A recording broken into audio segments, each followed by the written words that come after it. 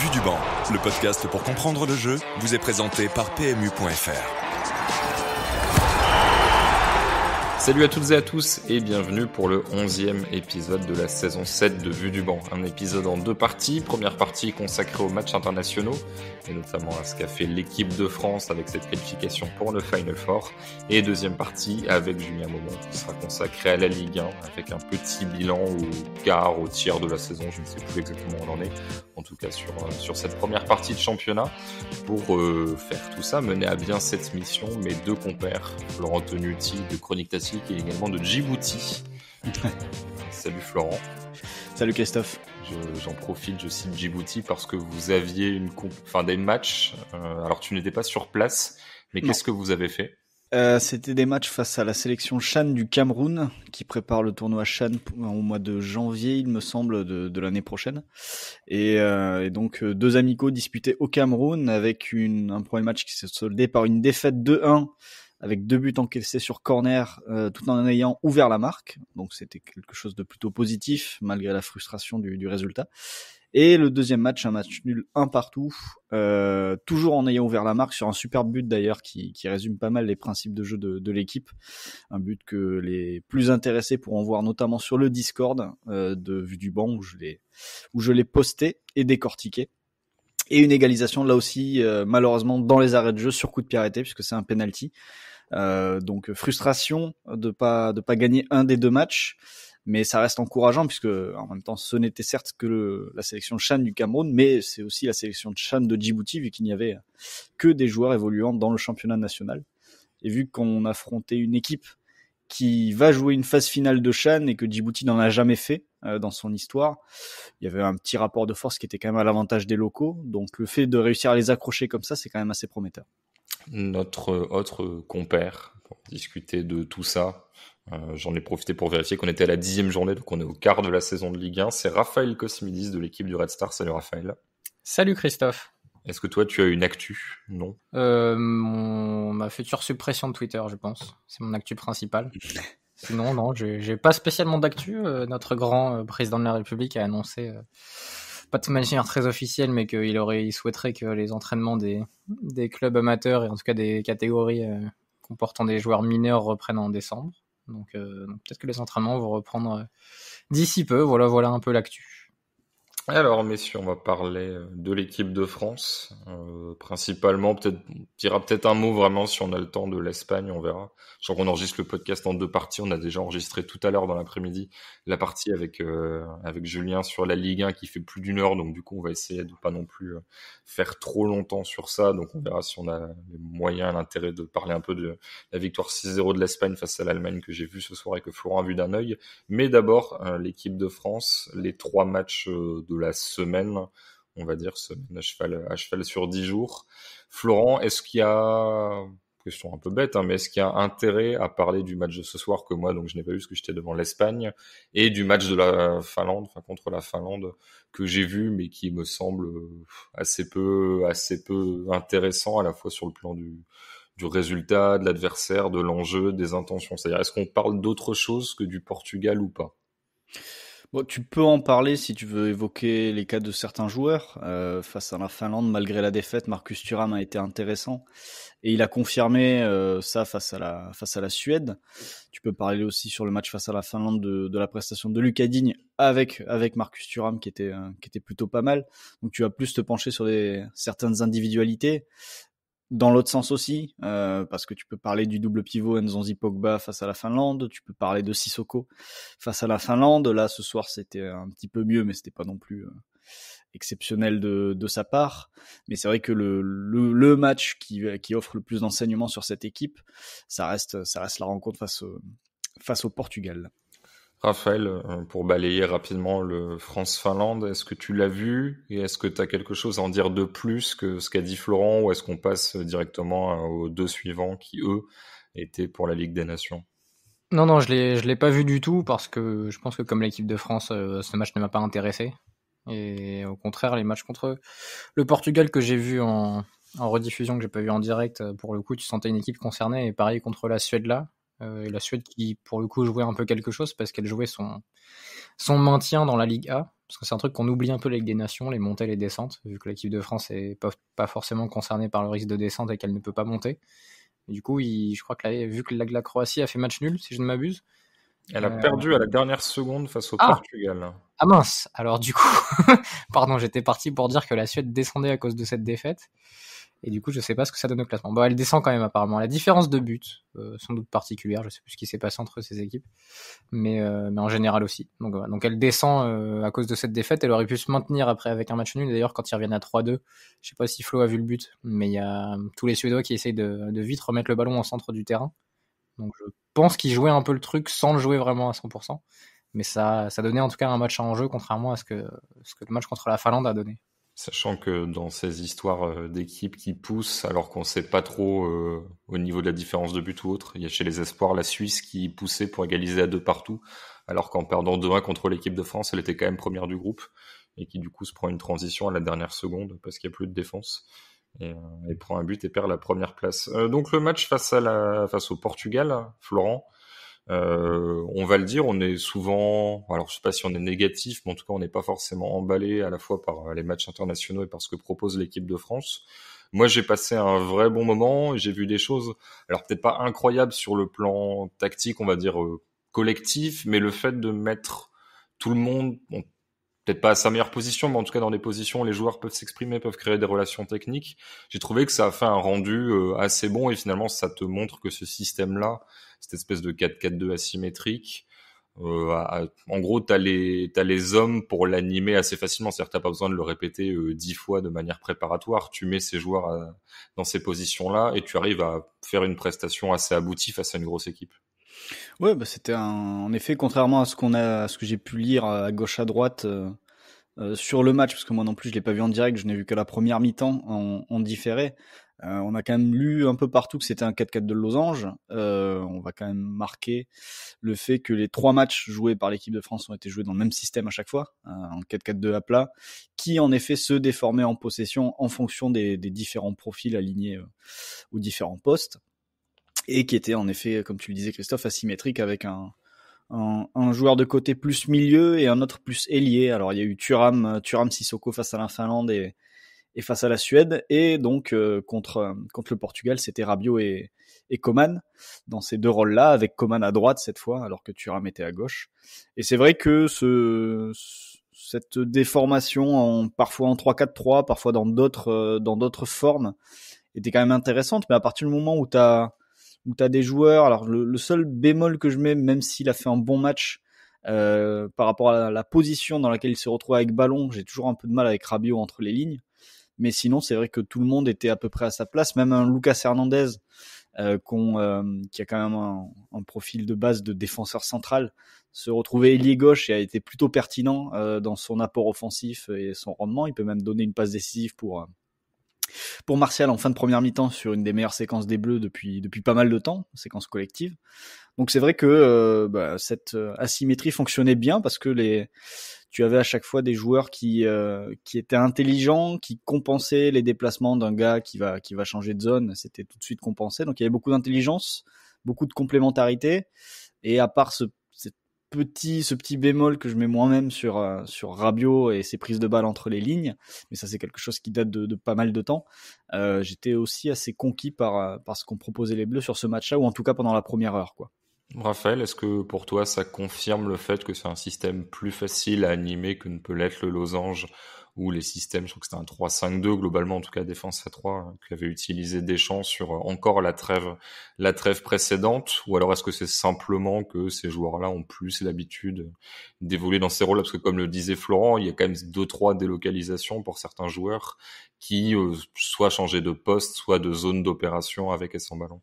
Ouais, après, est-ce qu'il y a tant de délocalisation que ça ? Il y a Lucas Hernandez, mais qui joue latéral gauche en club désormais, qui pourra suppléer à l'absence de Davis. Kanté, Pogba, faudra qu'on en reparle, parce que le rôle de chacun est intéressant et pas forcément intuitif par rapport à leur histoire récente en équipe de France. Coman jouait contre le Portugal dans un rôle de excentré qui parfois venait de mi-espace, qui correspond à peu près à ce qu'il propose au Bayern. Martial était dans un rôle axial qui correspond également à ce qu'il fait à Manchester United. Griezmann était dans un rôle qui, je pense, il aimerait retrouver, mais au Barça, c'est pas forcément possible.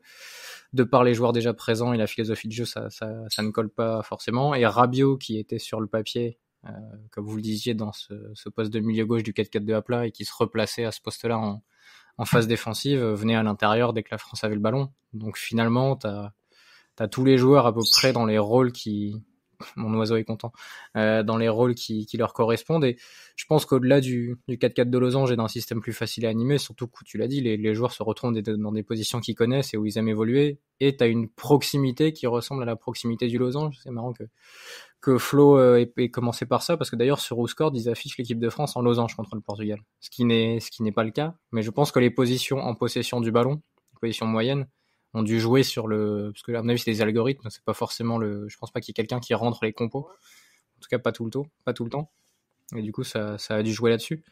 Donc c'est curieux de voir que l'équipe de France est capable de jouer en losange quand tu lui dis pas qu'elle va jouer en losange, tu vois. Enfin que ça s'approche un peu de ça, même si Coman était beaucoup plus excentré que Martial et Griezmann, les deux étaient un peu plus à l'intérieur, mais voilà, cette asymétrie qui est parfois une donnée importante dans un losange, parce que les deux attaquants se ressemblent pas, là elle a fonctionné à la fois offensivement et défensivement, parce que tu retrouvais cette organisation. Donc c'était intéressant, et je pense que le côté losange explose à l'analyse quand on va parler de l'organisation du milieu de terrain, parce qu'elle était quand même assez particulière.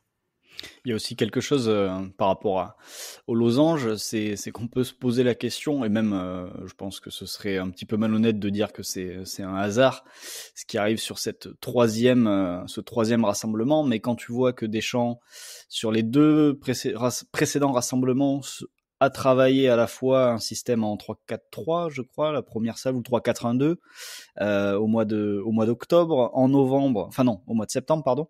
Au mois d'octobre, c'était le milieu en losange, il me semble. Et là, en novembre, tu te retrouves dans une situation où on défend en 4-4-2 à plat, mais où avec la balle, on retrouve des morceaux de la défense à 3 pour ressortir, Ouais. et donc on retrouve la base du 3-4-3. On retrouve des morceaux de losange aussi lorsque les deux latéraux montaient, même si Pavard montait moins souvent que Lucas Hernandez.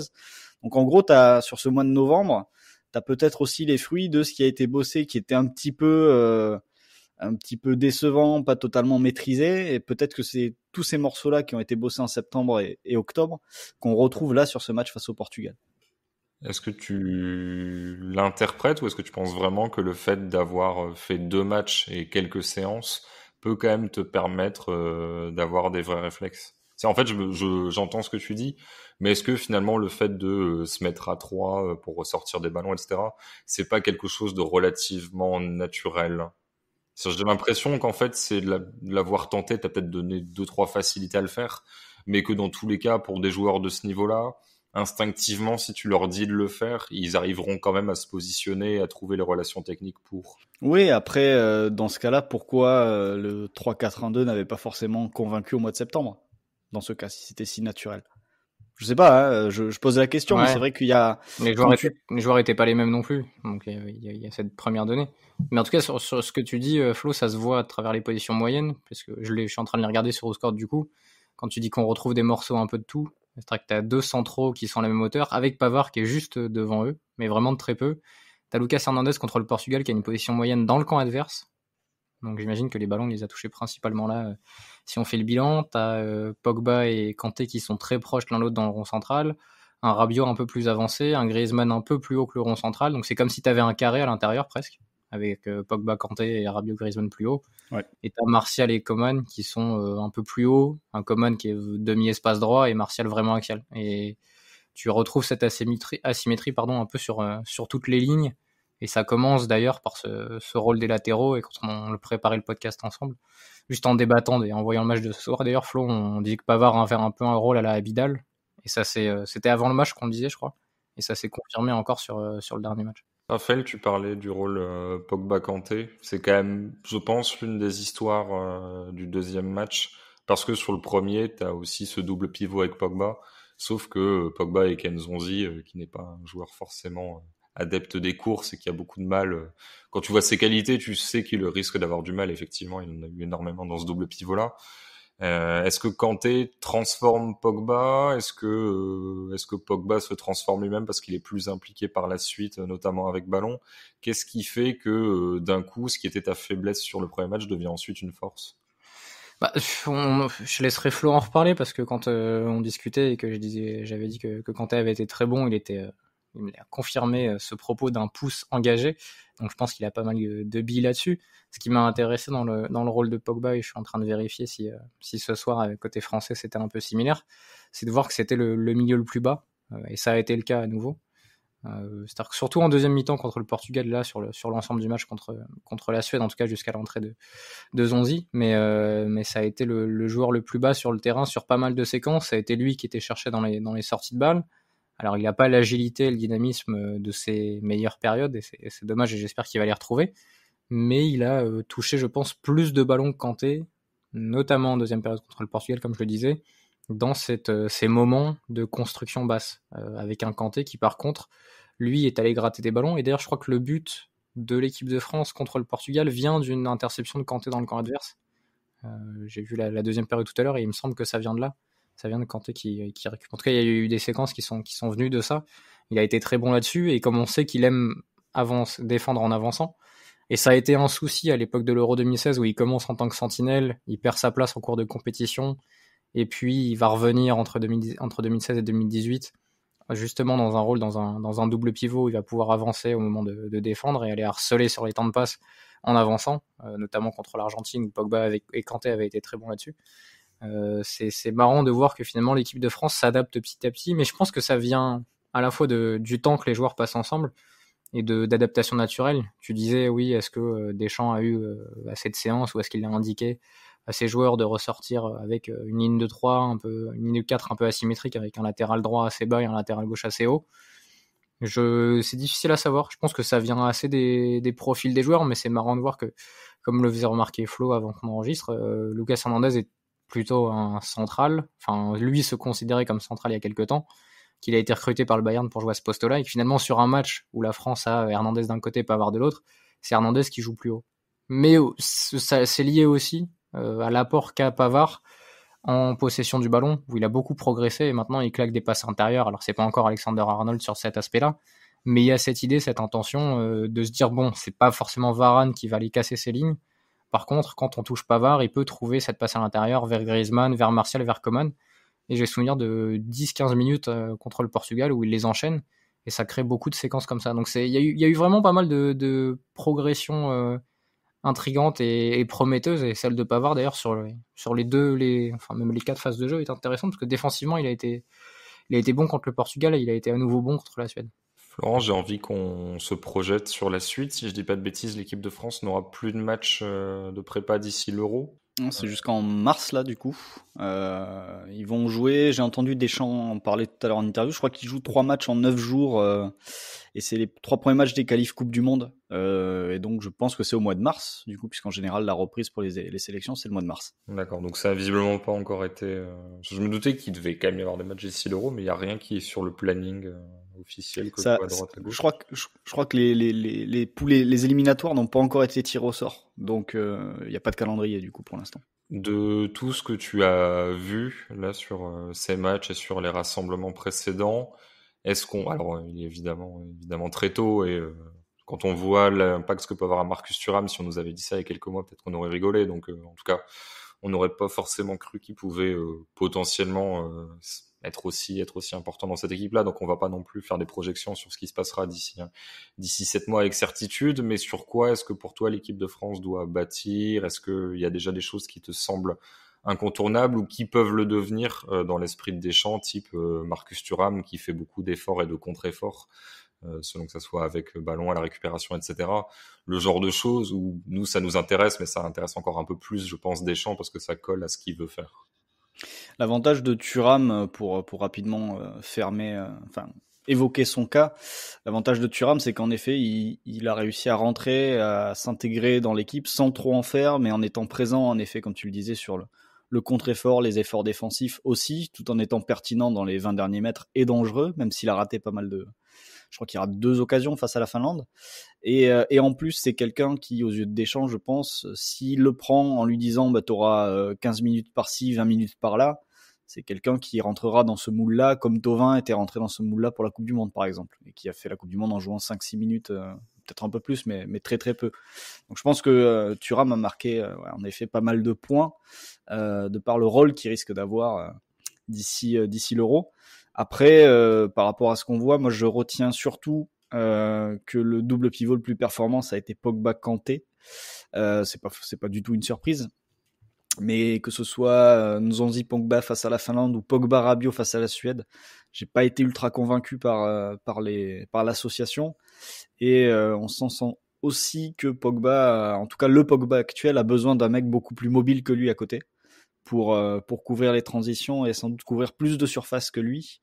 Et c'est là que un Kanté évidemment se pose en grand favori et en numéro 1, surtout quand il a aussi cette envie d'avancer, cet talent offensif, que ce soit pour défendre en avançant, mais aussi avec le ballon.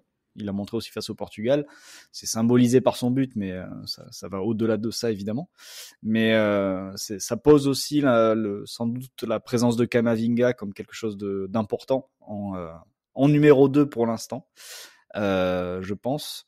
Après, sur les autres postes, ça reste quand même, soit c'est fixé, soit c'est très ouvert en fait. Le poste d'avant-centre, je pense qu'il n'y en a aucun qui se dégage et il va bien falloir que l'on voit aussi cette équipe de France, genre le 4-4-2 qu'on a vu face au Portugal, mais avec Griezmann, Mbappé devant. Ouais. Je pense qu'il va falloir au moins le voir. Je pense que si Giroud joue plus ou se trouve un club, il est titulaire à l'Euro sans problème.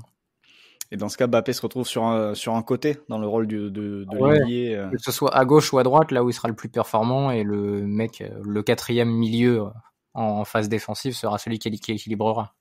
Ouais, c'est ça. Que ce soit à droite ou à gauche, tu vois. Comme à la Coupe du Monde. C'est vrai que, et d'ailleurs, c'est là aussi que je me posais la question du rôle disons qu'on va dire du milieu gauche, parce qu'aujourd'hui face au Portugal, c'était Coman le milieu droit qui était l'ailier, et le mec à gauche, ce qui est dommage, c'est qu'en termes de volume, je pense qu'il est pas prêt aux yeux de Deschamps, mais Houssem Aouar serait parfait pour ce rôle-là, au niveau international. Mais je me pose la question, parce que, comme je le disais, Rabiot à ce poste-là, j'ai un peu de mal quand il se retrouve haut dans les 30 derniers mètres et entre les lignes. J'aimerais y voir Camavinga aussi testé dans ce rôle-là, qui ferme côté gauche et qui peut ensuite jouer plus haut entre les lignes, parce que il a tellement l'air capable de tout faire que je me dis qu'il pourrait être aussi pertinent dans ce rôle-là. Donc ça, c'est peut-être les 2 choses que j'aimerais voir en mars, c'est-à-dire Griezmann, Mbappé en pointe et un Camavinga dans ce rôle de milieu gauche qui se retrouve entre les lignes lorsque l'équipe est en possession du ballon. Et pour finir cette tirade, revoir Ferland Mendy, parce que la concurrence fait rage côté gauche et ce serait ballot de pas le revoir, même si Hernandez et Digne ont été bons sur ce rassemblement de novembre. Et côté droit, il y a cette question qu'est-ce qui se passe derrière Pavard ? Est-ce qu'il sera le seul vraiment latéral pertinent à droite ? Est-ce que Deschamps va vouloir tester un joueur comme Mukiele, par exemple, qui n'a jamais été appelé ? Voilà les choses. Et évidemment, il y a Jules Koundé, mais il s'est déjà posé comme le taulier en espoir, et je pense qu'il fera pas l'Euro, mais il fera les JO, et on le verra peut-être à la rentrée en bleu, quoi. Mukiele qui faisait partie des joueurs qui auraient pu être appelés avant Aguilar. Je crois que lui était blessé alors que Sarr a été bloqué. Enfin voilà, il faisait partie de ceux qui effectivement sont dans le viseur. Après, peut-être concours de circonstances, je suis pas sûr qu'il soit forcément le numéro 3. Dans l'esprit de Deschamps, Raphaël, dans ce qui est projection, alors forcément, comme je disais, c'est incertain. Même Rabiot, tu vois, on se projette sur une échéance où si tu fais le même bond dans le temps, dans le sens inverse, Rabiot est limite en échec à la Juve. Donc forcément, ça évolue assez vite. Mais ce qui facilite peut-être les projections, je trouve, c'est le fait que là, Deschamps et l'équipe de France a été bien animée par des joueurs qui sont, alors pas tous, mais pour une partie en échec, en semi-échec, dans le dur, qui en tout cas sont pas tous au top en club. C'est-à-dire qu'autant un Ferland Mendy, donc il est pas appelé, mais a pris, alors pas totalement, mais a quand même bien pris le dessus sur Marcelo en club au Real. Donc tu te dis, lui, a priori, si tu le mets, il sera en pleine bourre. un Thuram aussi en pleine Borussia-Gladbach, même si en championnat c'est pas parfait. Mais quand tu regardes, Giroud à Chelsea joue très peu, Griezmann qui a parfois joué d'ailleurs en 10 avec le Barça, même en prépa, n'est pas très bon et se retrouve exilé côté droit où il a concurrence de Trincao. Enfin bref, c'est pas parfait. Pogba a beaucoup de mal à Manchester. Kanté à Chelsea n'est plus, alors ça reste un joueur important, mais c'est plus via son poste, je trouve, que se créent les différences un petit peu. Enfin bref, Beaucoup de blessures en 2 ans pour Kanté aussi. oui, non, beaucoup de blessures évidemment. Mais je veux dire, voilà, c'est pas quand Chelsea gagne, c'est beaucoup moins grâce à Kanté que ça ne l'était époque Kanté, etc. Enfin bref, et au final, tous ces joueurs-là, alors pas forcément sur le premier match, mais se transcendent en bleu. Tu peux même ajouter Varane, qui était pas bien ces derniers temps et qui En fait. plus, le premier auquel je pensais, et j'étais plutôt sur les postes offensifs. Mais oui, Varane qui était totalement dans le trou avec le Real.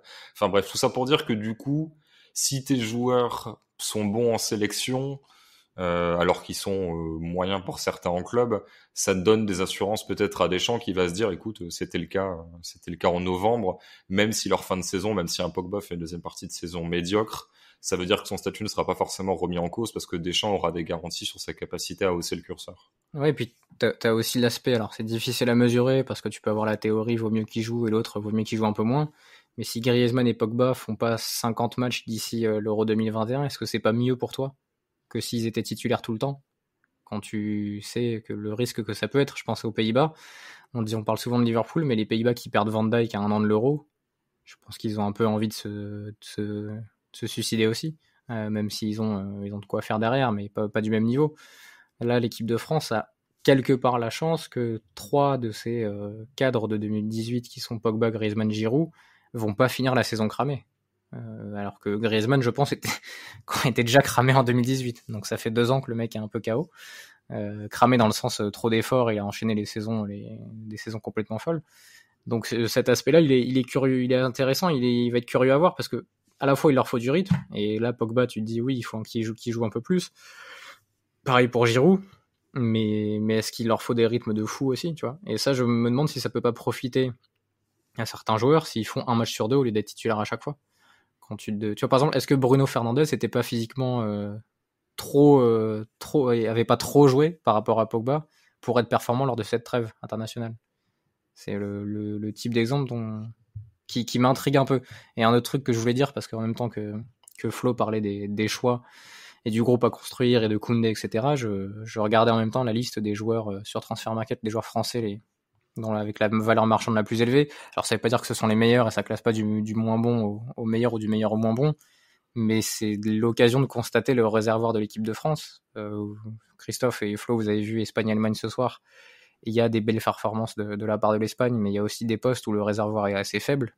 Et du côté de la France, c'est absolument insensé. Alors t'as Pavard qui a progressé et qui a pas vraiment de concurrence au poste de latéral droit, mais sur tous les autres postes, là j'ai lu en gros, par exemple Ruben Aguilar, à votre avis, c'est le combienième français avec la valeur marchande la plus élevée? Je sais pas, 60. Ouais, je pense qu'il est en début de 3e page. C'est le 118e français avec la valeur marchande la plus élevée en... Sachant que sur une page, il y en avait un, c'est ça? C'est-à-dire que par exemple, là sur la première page, qui n'était pas en sélection, j'ai Aymeric Laporte, j'ai Dembélé, j'ai Aouar, Camavinga qui du coup ne pouvait pas être là, Théo Hernandez, Lacazette, Ibrahima Konaté, Moussa Dembélé qui à l'OL a un peu de mal, Ferland Mendy, Jules Koundé, Tanguy Ndombele qu'on a complètement zappé mais qui commence à être titulaire à Tottenham dans une équipe qui tourne bien, Jonathan Ikoné qui bon là est pas dans la meilleure période de sa vie, mais je pense Flo aurait pu tenir le rôle de milieu équilibrant d'un côté ou de l'autre, dans un rôle que Lemar a abandonné. Et depuis, ça a disparu. Deuxième, Nkunku, qui pourrait faire ça aussi. Ouais. Voilà, il y a Florian Thauvin, Nabil Fekir, Saint-Maximin, Boubacar Kamara, Moussa Diaby. Je pense que Moussa Diaby, si tu pars sur un projet de transition, ça peut être sympa aussi. Bon, Guendouzi, qui a été très bon avec les espoirs. Zagadou, Alassane Plea, Benjamin Mendy, Jordan Verretou, qui est très bon avec la Roma. Thiemo Bakayoko, qui joue titulaire à Naples.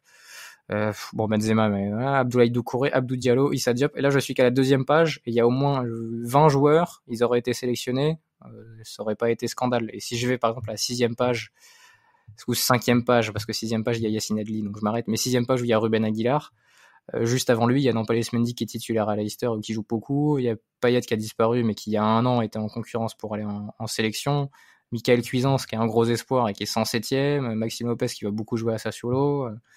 Franchement, je pense que tu fais une équipe A'.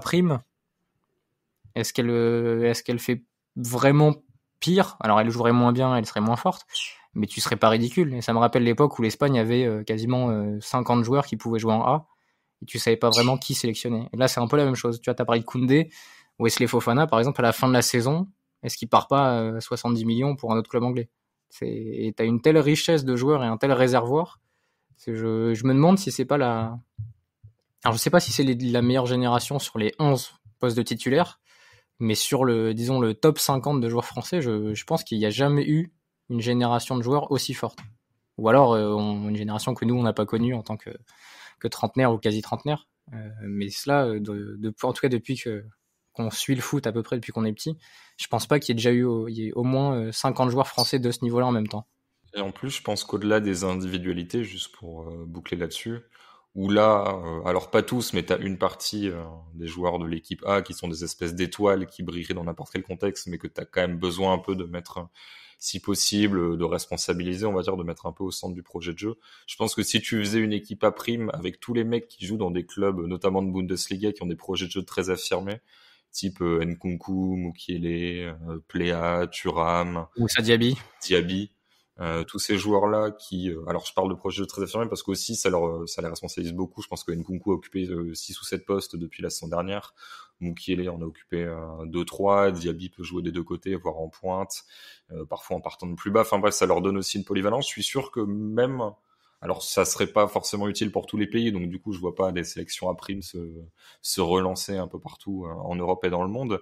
Mais si tu voulais vraiment partir sur le truc d'une équipe à prime, je suis persuadé que en mettant tous ces joueurs-là qui ont vraiment progressé tactiquement en partant dans d'autres clubs, t'arriverais à avoir un ensemble très performant et je pense assez sympathique à voir jouer parce que à force comme ça d'être assez sollicité tactiquement et de devoir beaucoup réfléchir à leur positionnement, je pense qu'il y aurait moyen de faire un truc assez performant même avec un peu de séances communes. Il faudrait trouver un truc entre espoir et A en fait, mais qui serait pas à prime, que c'est un U25 par exemple. Il faudra voir les invités aux Jeux Olympiques, parce que tu as droit à 3 joueurs, je crois, de plus de 23 ans. Ouais. Il faudra voir qui sera choisi pour aller au JO. Ouais, parce que tu vois, tu peux faire un deuxième 11, Maignan, Ferland Mendy, Koundé, Fofana ou pas. Et encore là, je prends que des joueurs qui sont pas dans la liste actuelle. Hein. Fofana et Saliba, ou Fofana et je sais pas quel central est pas pris dans la Koundé, par exemple, ce que je viens de dire. Latéral droit qui n'est pas dans... Ah, latéral droit, c'est plus dur. Au pire, tu mets Koundé en faux latéral droit qui défend latéral droit et qui est troisième relanceur comme il le faisait à Bordeaux. Après, Mukiele fait le boulot en latéral droit. Ouais. Tu as milieu de terrain, tu mets Ndombele, Kamavinga. C'est pas trop mal. Tu mets Aouar à gauche. Tu peux mettre, je sais pas, Ikoné dans un rôle de 10, là. C'est le premier que je vois dans la liste. À droite, tu mets Dembélé, qui était pas là. Et devant, tu mets, je sais pas, disons que si on compte pas Benzema, tu mets un autre avant-centre français qui marche bien en ce moment. J'en ai pas tout de suite en tête là, mais j'imagine qu'il y en a. Alassane Plea par exemple, ou Guirassy même, qui est plutôt bon. Et voilà, t'es tranquille. Donc par exemple là dans la liste, il y a Umtiti aussi que je vois apparaître dans les valeurs marchandes les plus élevées. Bon, mais ou même Jonathan Bamba qui démarre très bien la saison sur un rôle dédié. Enfin, c'est n'importe quoi. Ouais. Sachant que Jonathan Bamba, ça fait partie des joueurs qui n'ont pas un talent incroyable, mais qui courent tout le temps. Alors qu'en plus, comme en ce moment, il marque des buts, je suis sûr qu'il y a beaucoup de sélections qui seraient très heureuses de l'avoir en pendant d'un autre élément plus offensif et peut-être un peu moins bosseur de l'autre côté. Florent, pour conclure, est-ce que tu as envie de conclure? Est-ce que tu as des choses à rajouter qui n'ont pas été dites sur cette équipe de France et sur l'avenir des sélections de manière générale d'ici l'Euro? Non, je pense qu'on a fait le tour et c'est vrai que quand tu compares avec ce qui est surtout voilà, là on a fait le réservoir de l'équipe de France, mais c'est quand tu compares avec les autres réservoirs que tu te dis ouais bon, tu peux voir venir et que tu vas aborder l'Euro en grand favori, même si ces matchs de novembre, alors je les ai plus vus d'un œil qu'autre chose, mais j'ai plutôt apprécié ce que j'ai vu de la part de la Belgique face à l'Angleterre, avec un style de jeu qui peut se rapprocher de la de l'Inter, pardon, de Conte avec des sorties de balles très poussées et la recherche de Lukaku pour ressortir les ballons. Il n'y avait pas les passes automatiques des latéraux, mais dans l'envie de sortir via Lukaku avec du jeu un peu vertical depuis la défense, ça se sentait pas mal. Et puis bien sûr, Christophe, l'Espagne ce soir face à l'Allemagne qui a écrasé totalement des Allemands qui sont quand même très inquiétants. Ouais, c'est ça. Alors, on va pas faire extrêmement long parce que sinon on n'a pas fini. Et puis moi, je regarde aussi. Genre là, j'ai un Venezuela-Chili en télé. Enfin voilà. Si on commence à analyser tous les matchs qu'on regarde, on en a pour 3 heures. Mais c'est vrai que ce match-là, donc la victoire 6-0 de l'Espagne face à l'Allemagne. Alors, il est aussi intéressant pour l'Espagne qu'il est inquiétant pour l'Allemagne. Parce que l'Allemagne défend très mal, a des intentions difficilement lisibles, avec une volonté de continuer à aller chercher très haut. L'Espagne qui réussissait tout le temps à sortir de la pression, mais tu continues à la presser, alors je veux bien. Enfin, je vois l'idée, mais quand alors que t'es mené 4-0, tu concèdes des 3 contre 1, ou des 1 contre 3, selon comment tu le prends, en tout cas une supériorité numérique pour l'attaque adverse, tu te dis peut-être qu'il faut, soit il faut mettre encore plus d'agressivité, soit il faut changer ton projet de jeu, des problèmes sur les individualités, notamment Robin Koch, qui est déjà en grosse difficulté défensive à Leeds, qui là, pareil, a beaucoup souffert. Enfin bref, à la fois sur les individualités, sur le plan défensif, et puis sur les intentions que tu avais, ta hauteur de bloc, etc., la résignation qu'il y avait en seconde période, du mal à saisir ce que fait l'Allemagne est vrai. Alors, le haut est tellement là depuis longtemps que je pense pas que ça va appuyer sur le bouton maintenant.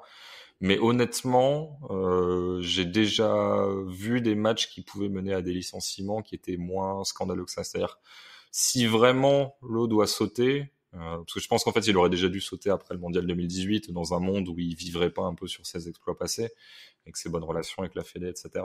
Mais je pense que si c'est un entraîneur un tout petit peu moins coté, moins apprécié, un match comme ça peut mener à un licenciement en disant dans tous les cas on ira dans le mur en 2021 à l'Euro, donc il faut faire un changement maintenant, même si c'est sur une espèce de mission commando de 9-10 mois. Mais côté espagnol, alors il y a des vraies bonnes individualités, mais c'est pas non plus une machine de guerre comme tu pouvais y avoir il y a quelques années avec Xavi Iniesta, David Silva, etc. Vraie grosse démonstration de force dans pas mal de domaines, avec un Morata qui continue son super début de saison, surtout un Ferran Torres. Alors c'est mon petit chouchou, donc je suis très content qu'il met un triplé, qu'il peut en marquer 1 ou 2, 3 autres de plus, qui fait une passe D pour un but de Morata hors jeu de quelques centimètres. Enfin voilà, beaucoup de talent de la part de Ferran Torres, qui est en train de gagner sa place, je pense, de titulaire dans cette sélection-là. À condition qu'il continue à jouer City, mais je vois pas de raison qu'il ne joue pas, et surtout une grosse différence d'efficacité par rapport à Adama Traoré. C'est-à-dire que Adama Traoré fait peut-être plus de différence en volume, mais Ferran, à chaque fois qu'il y a une différence, elle est bien exploitée. Et c'est pas juste du dribble, il sait bien prendre la profondeur, etc. Enfin voilà, super match de sa part, et vraie bonne contribution de différents joueurs, notamment dans les sorties de balles sous pression, avec Fabian Ruiz qui rentre à la place de Canales blessé, qui est vraiment excellent dans ce rôle-là, surtout quand il a pas trop à courir et que ce sont les adversaires qui viennent sur lui et que lui doit gérer cette pression et ensuite bien orienter. Dani Olmo qui était un peu meneur de jeu sur tout le terrain, et Morata, vrai numéro 9, point d'appui, mais qui faisait jouer les autres et qui laissait Torres prendre la profondeur quand lui décrochait pour attirer un peu la défense. Olmo est meneur sur tout le terrain, Gaïa qui fait de vraies différences en latéral gauche.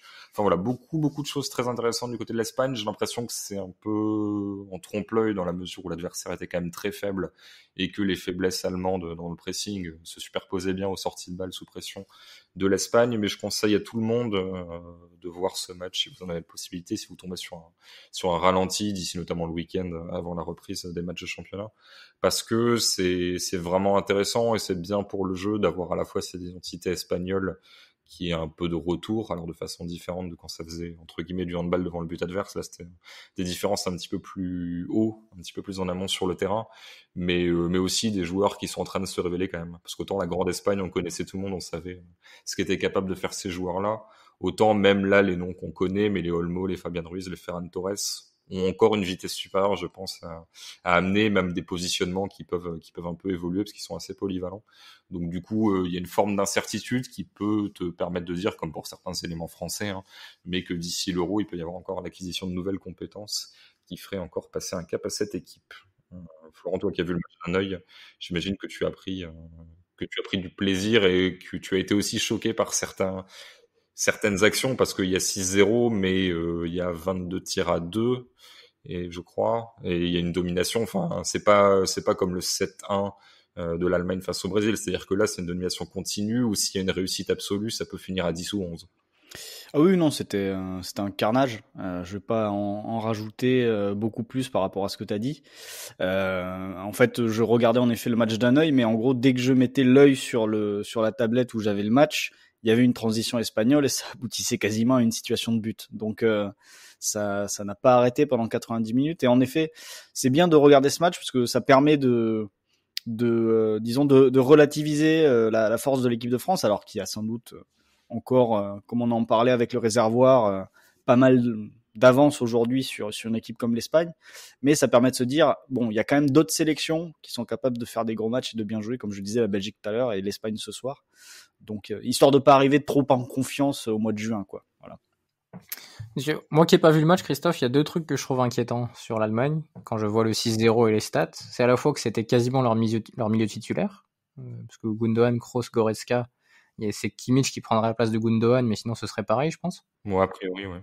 Et par contre, que derrière, les mecs peuvent rien rattraper, parce que je vois que Ginter est titulaire en tant que latéral droit, que Soule titulaire au Bayern, c'est peut-être la seule garantie de cette ligne de 4, que Corr qui joue à Leeds, donc c'est un peu comme si Sakho était titulaire en équipe de France aujourd'hui, parce qu'il joue dans une équipe de milieu de tableau en première ligue.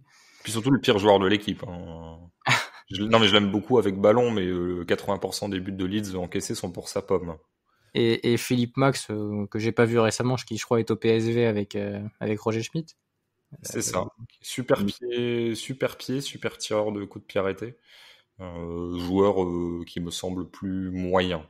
Qui a fait toute sa carrière à Augsbourg. Ce serait le combienième latéral gauche français? Enfin, si Philippe Max s'appelle Philippe Maxime, par exemple. Il est derrière qui? Derrière Mendy, derrière Digne, derrière Hernandez, derrière l'autre Hernandez. Ouais. Je suis en train de réfléchir ce qu'est Philippe Max sur le même poste au niveau français, mais j'ai du mal. Jérôme Roussillon. C'est peut-être un peu dur, mais franchement sur les clubs, l'impact, etc. Oui. On fait Thomas Wassa. Ouais, c'est ça quoi. Oui. Non mais voilà, donc c'est ça qui m'inquiète un peu. Alors après, le s'est coupé de certains anciens cadres et il ira jusqu'au bout avec ça, je pense. Mais bon, je trouve les 2 aspects inquiétants, quoi, que tu arrives pas à exister alors que tes 2 premières lignes c'est les titulaires et que ce soit ça ta dernière ligne. Ça c'est assez dramatique. Bien, on verra ça sur les prochaines semaines s'il y a du changement en Allemagne, si le joueur se révèle. Si Joachim est toujours sur le banc, s'il va changer son style vestimentaire comme Luis Enrique qui était habillé comme un sac ce soir, faut quand même le dire. et tout de suite, après ces belles considérations internationales, on accueille notre invité Julien Maumont pour parler du championnat de France. Bonjour Julien. Bonjour Christophe, bonjour les copains. Julien Maumont, qui est donc l'un des membres fondateurs, le 4e membre fondateur de ce podcast, qu'on retrouve également à peu près tout le temps sur Téléfoot, puisque tu es en plateau souvent avant ou après, ou avant et après, sur des matchs de Ligue des Champions, de Ligue Europa, de Ligue 1, sur le vrai mag le dimanche. Globalement, si les gens veulent te voir, je vais pas dire qu'ils doivent allumer juste la télé, mais tu es très souvent dans leur vie. Quand il y a un match sur Téléfoot, il y a de bonnes chances que je sois là autour, c'est vrai. Alors Julien, déjà, pour ceux qui ne connaîtraient peut-être pas ta folie, combien de matchs, parce que donc tu vas nous parler de Ligue 1 comme on le disait en présentation de cet épisode, combien de matchs, alors non pas tu as vu, mais tu as raté cette saison en Ligue 1 pour qu'on ait à peu près une idée de ta vision générale et de sur quoi s'appuieront tes propos? Alors j'ai pas pu voir les 98 matchs, je crois qu'il y a eu depuis le début de saison en entier. Ce serait un peu une folie, surtout parce que je suis dans une logique de les séquencer vraiment pour mettre de côté des actions qui peuvent alimenter les émissions, les chroniques et aussi les montrer aux consultants qui vont commenter un match par exemple des actions types d'une équipe. Mais j'ai vu au moins une mi-temps séquencée de tous ces matchs-là et en entier pratiquement les 3/4, ouais, je pense. D'accord. Je pensais qu'il allait dire j'ai pas vu les 98 mais j'en ai vu 97. Donc, Non, mais Finalement, on c'est n'en vrai est pas si loin. On n'en est pas si on loin. n'est pas si loin. D'ailleurs, on avait une question avant qu'on rentre dans le vif du sujet. Alors, je ne retrouve plus la question exacte, puisque mon ordinateur a décidé de bugger au moment où je parle. Mais en gros, ça nous demandait combien de temps est-ce que tu mets pour séquencer un match, comment est-ce que ça se passe, avant qu'on rentre vraiment dans la Ligue 1, mais puisque tu fais partie de ces gens qui font de la tactique en télé mieux que les autres. Est-ce que tu peux nous dire comment est-ce que tu fonctionnes là-dessus? Oui, voilà, c'était Nadalito. Combien de temps ça te prend pour analyser et séquencer un match lambda? En fait, il y a deux moments différents. C'est-à-dire que quand il y a des matchs sur lesquels je travaille, je les séquence en temps réel, donc j'ai moins de temps à accorder sur chaque situation pour vraiment décortiquer, etc. Donc généralement, je prends un petit peu de retard sur le direct en début de match pour bien voir comment ça se met en place, etc. Mais j'arrive à rattraper en accélérant un peu les temps morts, etc. Donc ce qui fait que c'est pratiquement du temps réel sur les matchs sur lesquels je travaille. Et puis après, pendant la semaine, quand j'ai un petit peu de temps en marge des émissions sur lesquelles je suis amené à faire des chroniques, quand je rattrape un petit peu les matchs que j'ai pas vus, généralement j'ai le temps de faire qu'une mi-temps, mais je prends vraiment le temps de la faire, donc ça peut faire 1 heure et demie, parfois 2 heures si le match est vraiment intéressant et que je veux le voir en entier. Donc c'est vraiment variable. C'est plus de temps pendant la semaine pour décortiquer, tandis qu'en live on est vraiment sur du séquençage pratiquement en temps réel. Alors, pour parler Ligue 1, alors je ne t'ai pas dit exactement sur quoi tu allais t'interroger, mais puisque tu es incollable, ça permettra... Enfin, je sais qu'il n'y aura pas d'impasse dans tous les cas, tu sauras rebondir. On va commencer par le haut de tableau. Paris, l'une des questions, je pense qu'on peut quand même globalement donner une réponse. Est-ce que Paris peut perdre le titre, ou en tout cas peut être menacé dans la course au titre? De ce que tu as vu depuis le début de saison, Julien, je ferai rebondir rapidement les deux autres par la suite. Qu'est-ce que sera l'avenir de Paris dans les prochains mois et l'avance ou l'écart avec son premier poursuivant, si tu considères que Paris sera champion en fin de saison? Malheureusement, est-ce qu'il y avait des conditions plus propices aux concurrents du PSG pour venir justement concurrencer Paris cette saison? Quand on voit toutes les blessures, le début de saison gêné par le Covid, le fait que Paris a pas vraiment eu de préparation, enfin, tout était réuni pour si Paris devait tomber, ça devait être cette saison, et c'est pour ça qu'on attendait aussi beaucoup du match de Rennes au Parc il y a quelques temps, et on a vu que face à un PSG un peu décimé, Rennes a pris 3-0 et à part peut-être en début de match, a pas vraiment rivalisé et était à la hauteur de l'événement. Donc c'est un peu inquiétant pour la Ligue 1 au final de voir que, alors que sa locomotive est complètement affaiblie et on voit très souvent des équipes vraiment diminuées sur les différents stades. Bon, ça finit toujours, même si voilà, il y a toujours des adversaires qui arrivent un peu à les inquiéter, le score final est toujours large, donc c'est vraiment inquiétant pour la Ligue 1. Florent, 26 buts marqués, 3 buts encaissés après 10 journées pour une équipe qui n'a à peu près jamais pu aligner ses meilleurs joueurs en même temps.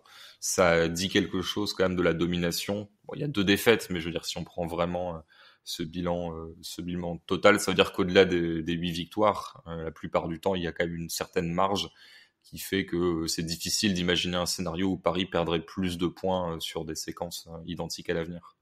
Oui, ça, c'est très compliqué à imaginer et c'est comme le dit Julien, c'est quand même très décevant parce que quand tu regardes les autres championnats autour, la hiérarchie est quand même beaucoup plus bousculée sur ce début de saison. Alors ça va peut-être rentrer dans l'ordre par la suite, mais quand tu vois qu'en Angleterre, c'est Leicester et Tottenham qui sont leaders, Liverpool qui est 3e, et une équipe de Manchester City qui est larguée, qui est 10e, qui a d'autres problèmes aussi que simplement les problèmes post-Covid. En Liga, c'est la même chose, c'est la Real Sociedad et Villarreal qui sont devant aujourd'hui. Certes, il y a des matchs en moins pour l'Atlético, le Real et même le Barça, mais pour l'instant on en est là et les gros ont pas non plus l'air de survoler les matchs quand ils n'arrivent pas à bien jouer. En Serie A, la Juve est à la 5e ou 6e place, en bénéficiant en plus d'un match gagné sur tapis vert face au Napoli. C'est le Milan AC qui est en tête. Enfin, dans les autres championnats, on voit que ça a été bousculé et c'est vrai qu'il y a une vraie déception qu'en Ligue 1, il n'y a aucune équipe qui ait su se hisser au niveau du PSG. Il y a quand même une seule équipe à l'heure actuelle qui est sur le rythme de 2 points par match. Au-delà, mis à part le PSG, c'est l'OM. Et on peut pas dire que l'OM soit bien convaincante sur le plan du jeu et des stats avancées notamment. On va sans doute revenir dessus par la suite. Mais oui, il y a une vraie déception sur le fait de ne pas voir Lyon, de ne pas voir Rennes réussir à inquiéter Paris sur un match, et un Paris décimé comme le disait Julien. Donc ouais, il y a une vraie déception à ce niveau, et voir déjà Paris avec 5 points d'avance, c'est quand même très très inquiétant, même si une équipe comme Lens, si elle gagne ses 2 matchs en retard, peut se rapprocher, si Marseille peut revenir à 3 points si ça gagne aussi en retard, mais ouais, quand tu vois l'état du PSG, tous les problèmes qu'ils ont eu depuis le début de saison, c'est quand même un petit peu gênant de les voir avec 5 points d'avance. Raphaël, quelle différence tu fais entre le Paris qu'on voit en Ligue des Champions, qui est quand même décevant au-delà des résultats, je veux dire, même la victoire face à Başakşehir est quand même pas incroyable. Donc la différence entre ce Paris-là et le Paris en Ligue 1. Et est-ce qu'il y en a une, ou est-ce que l'adversité est suffisamment faible, enfin, trop faible en Ligue 1 pour que cette équipe qui a des failles face à meilleure qu'elle, en tout cas face à plus compétitif qu'en Ligue 1, qu'on voit en Ligue des Champions, passe entre les gouttes en championnat? Comment est-ce que tu estimes? Est-ce qu'il y a deux visages ou est-ce que c'est simplement l'adversité qui est pas la même? Non, je pense que c'est surtout. Alors, je pense qu'il y a le côté adversité qui est pas la même en effet, parce que finalement, alors on n'a pas encore vu le match contre Lille et peut-être que Lille les embêtera plus que toute autre équipe depuis le début de la saison. Mais même les semi-gros du championnat de Ligue 1, et ça se voit en Ligue des Champions avec Marseille et Rennes qui, malgré leur qualité individuelle ou les bons matchs collectifs de Rennes, n'arrivent pas à gagner beaucoup de points et à engranger contre ces équipes-là. Donc en effet, quand le PSG arrive, c'est trop fort pour eux. Et il y a un autre aspect, j'ai l'impression que, par exemple, le match contre Rennes ou d'autres sont en réaction à des mauvais matchs en Ligue des Champions. C'est-à-dire qu'on les voit en Ligue des Champions, on les trouve très moyens ou très mauvais, les Parisiens, notamment sur le plan collectif. Et puis il y a le match en Ligue 1 derrière où il faut se rattraper, et c'est plus facile de se rattraper contre une équipe de Ligue 1 qui est plus faible, de se rattraper contre une grosse équipe de Ligue des Champions. Et j'ai l'impression, mais Julien confirmera ou pas, je sais pas s'il a le temps de se taper les conférences de presse en plus de tous les matchs, mais que souvent les entraîneurs de Ligue 1 disent « Ah ouais, le PSG vient d'avoir un échec ou d'avoir un match difficile en Ligue des Champions, on sait qu'on va en manger. » Et j'ai l'impression d'avoir déjà lu ou vu plusieurs fois des éclats de cet acabit. Après, il y a aussi le calendrier qu'a eu Paris, c'est-à-dire ils ont démarré par 2 défaites face à Lens et Marseille, des défaites plus ou moins méritées, on va dire, mais par rapport aux expected goals, je veux dire. Mais ensuite, tu vois, ils enchaînent Metz, Nice, Reims, Angers, Nîmes, Dijon, Nantes. Et finalement, le fait que Paris gagne tous ces matchs, c'est pas forcément très surprenant vu ce qu'ont montré ces équipes sur l'ensemble de la saison et sur les saisons précédentes. La vraie déception, c'est en effet ce match face à Rennes. Mais là, entre maintenant et la trêve, il va y avoir d'autres tests quand même pour Paris en Ligue 1, puisqu'ils vont à Monaco dès ce week-end. Ils vont aller à Montpellier, où c'est quand même une équipe qui peut embêter un PSG qui aurait des soucis sur le plan défensif et sur le fait de défendre à 7. Ensuite, ils vont recevoir Lyon, ils vont aller à Lille d'ici la trêve. Bon, après, il y a des points à prendre face à Lorient, face à Strasbourg, ça devrait bien se passer. Mais il y a eu aussi ce petit calendrier un petit peu favorable qui peut accentuer cette impression-là. Mais l'autre problème, c'est qu'au-delà des confrontations directes avec le PSG des gros, il y a aussi personne qui a vraiment su être régulier pour réussir, comme je le disais, à tenir ce rythme de 2 points par match qui t'amène même pas au titre maintenant, vu qu'il y a le PSG dans ce championnat, mais qui peut te permettre d'être en haut de tableau, quoi. Et ce qui est fou, c'est que Paris n'a encaissé que 3 buts quand même en 10 matchs. Et on a souvent pointé, et ça s'est vu déjà à Başakşehir, ça leur a coûté cher, ça a failli leur coûter cher, et ça s'est payé contre Manchester notamment. C'était une équipe défensivement coupée en deux. Mais en Ligue 1, alors du coup, ça a donné en effet des opportunités à Dijon, à Angers. Je crois que c'est Nîmes qui fait un très gros début de match aussi, avant de passer vite à 10. Les adversaires ont eu des situations, et Paris n'a même pas eu besoin de faire un bloc équipe cohérent en Ligue 1. Les situations n'étaient pas concrétisées, parce que évidemment les adversaires n'ont peut-être pas les attaquants de niveau pour convertir, mais ça pose quand même question. Et au final, ça tranquillise d'autant plus. 3 buts encaissés après 10 matchs avec une équipe décimée. Enfin, c'est hallucinant. Ils sont en grosse surperformance sur ce plan-là. J'étais en train de regarder les... Ouais, il y a un énorme Navas qui sauve tout. Alors Kimpembe a été très bon aussi. C'est pour ça aussi, c'est un peu en trompe-l'œil. Ça n'a pas été la meilleure défense en termes d'organisation cette saison, mais ça dit beaucoup tout de même de la faillite des adversaires à profiter des difficultés du PSG cette saison aussi. Puis un seul but encaissé dans le jeu sur les 3 encaissés aussi. Ouais. Julien, toi qui voyais les gros de Première Ligue ces dernières saisons quand tu bossais sur ce championnat, quelle différence tu fais entre, tu peux prendre soit vraiment le très très gros type Liverpool, City, soit les équipes de rang un petit peu inférieur depuis quelques saisons, type Tottenham, Manchester United, etc., Chelsea, mais entre ces équipes-là et le PSG que tu vois cette saison sur les forces, individuelles, collectives que peut avoir Paris et aussi certaines limites. C'est délicat d'y répondre, mais c'est aussi lié au contexte dans lequel chaque équipe évolue. Au final, le PSG n'a pas le besoin aussi régulier que les gros de Première Ligue d'être vraiment à 100%. Et c'est ce qu'on ressent quand on traite la Première Ligue ou quand on regarde un maximum de matchs de ces équipes-là. C'est que chaque week-end, si elles sont pas à leur meilleur niveau, elles vont être accrochées.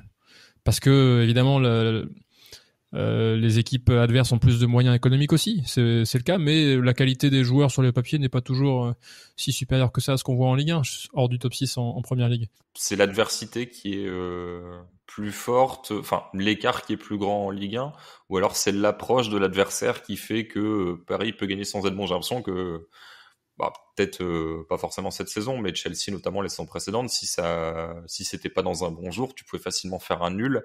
Alors que Paris, faudrait vraiment rater énormément d'occasions. Et je sais pas si c'est la structure défensive de l'adversaire qui fait que Paris aura dans tous les cas plus d'occasions, ou si c'est le rapport de force. Voilà, j'ai du mal à me figurer un peu le truc qui fait que Paris peut plus facilement que d'autres gagner en étant médiocre. Ouais, c'est vrai, parce qu'au final, on retrouve parfois les mêmes genres de configurations en Première Ligue qu'en Ligue 1 pour les gros. C'est vrai que Chelsea souvent avait du mal à battre par exemple des équipes très regroupées.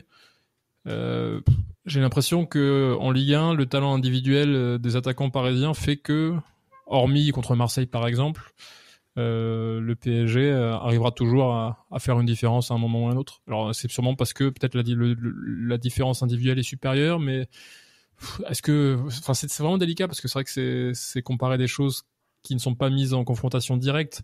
Est-ce que si tu mets Burnley face au PSG, ça résiste mieux que Angers qui en prend beaucoup, alors que fondamentalement ils font pas un si mauvais match offensivement, quoi. Ils te nourrissent, Fulgini font un gros match.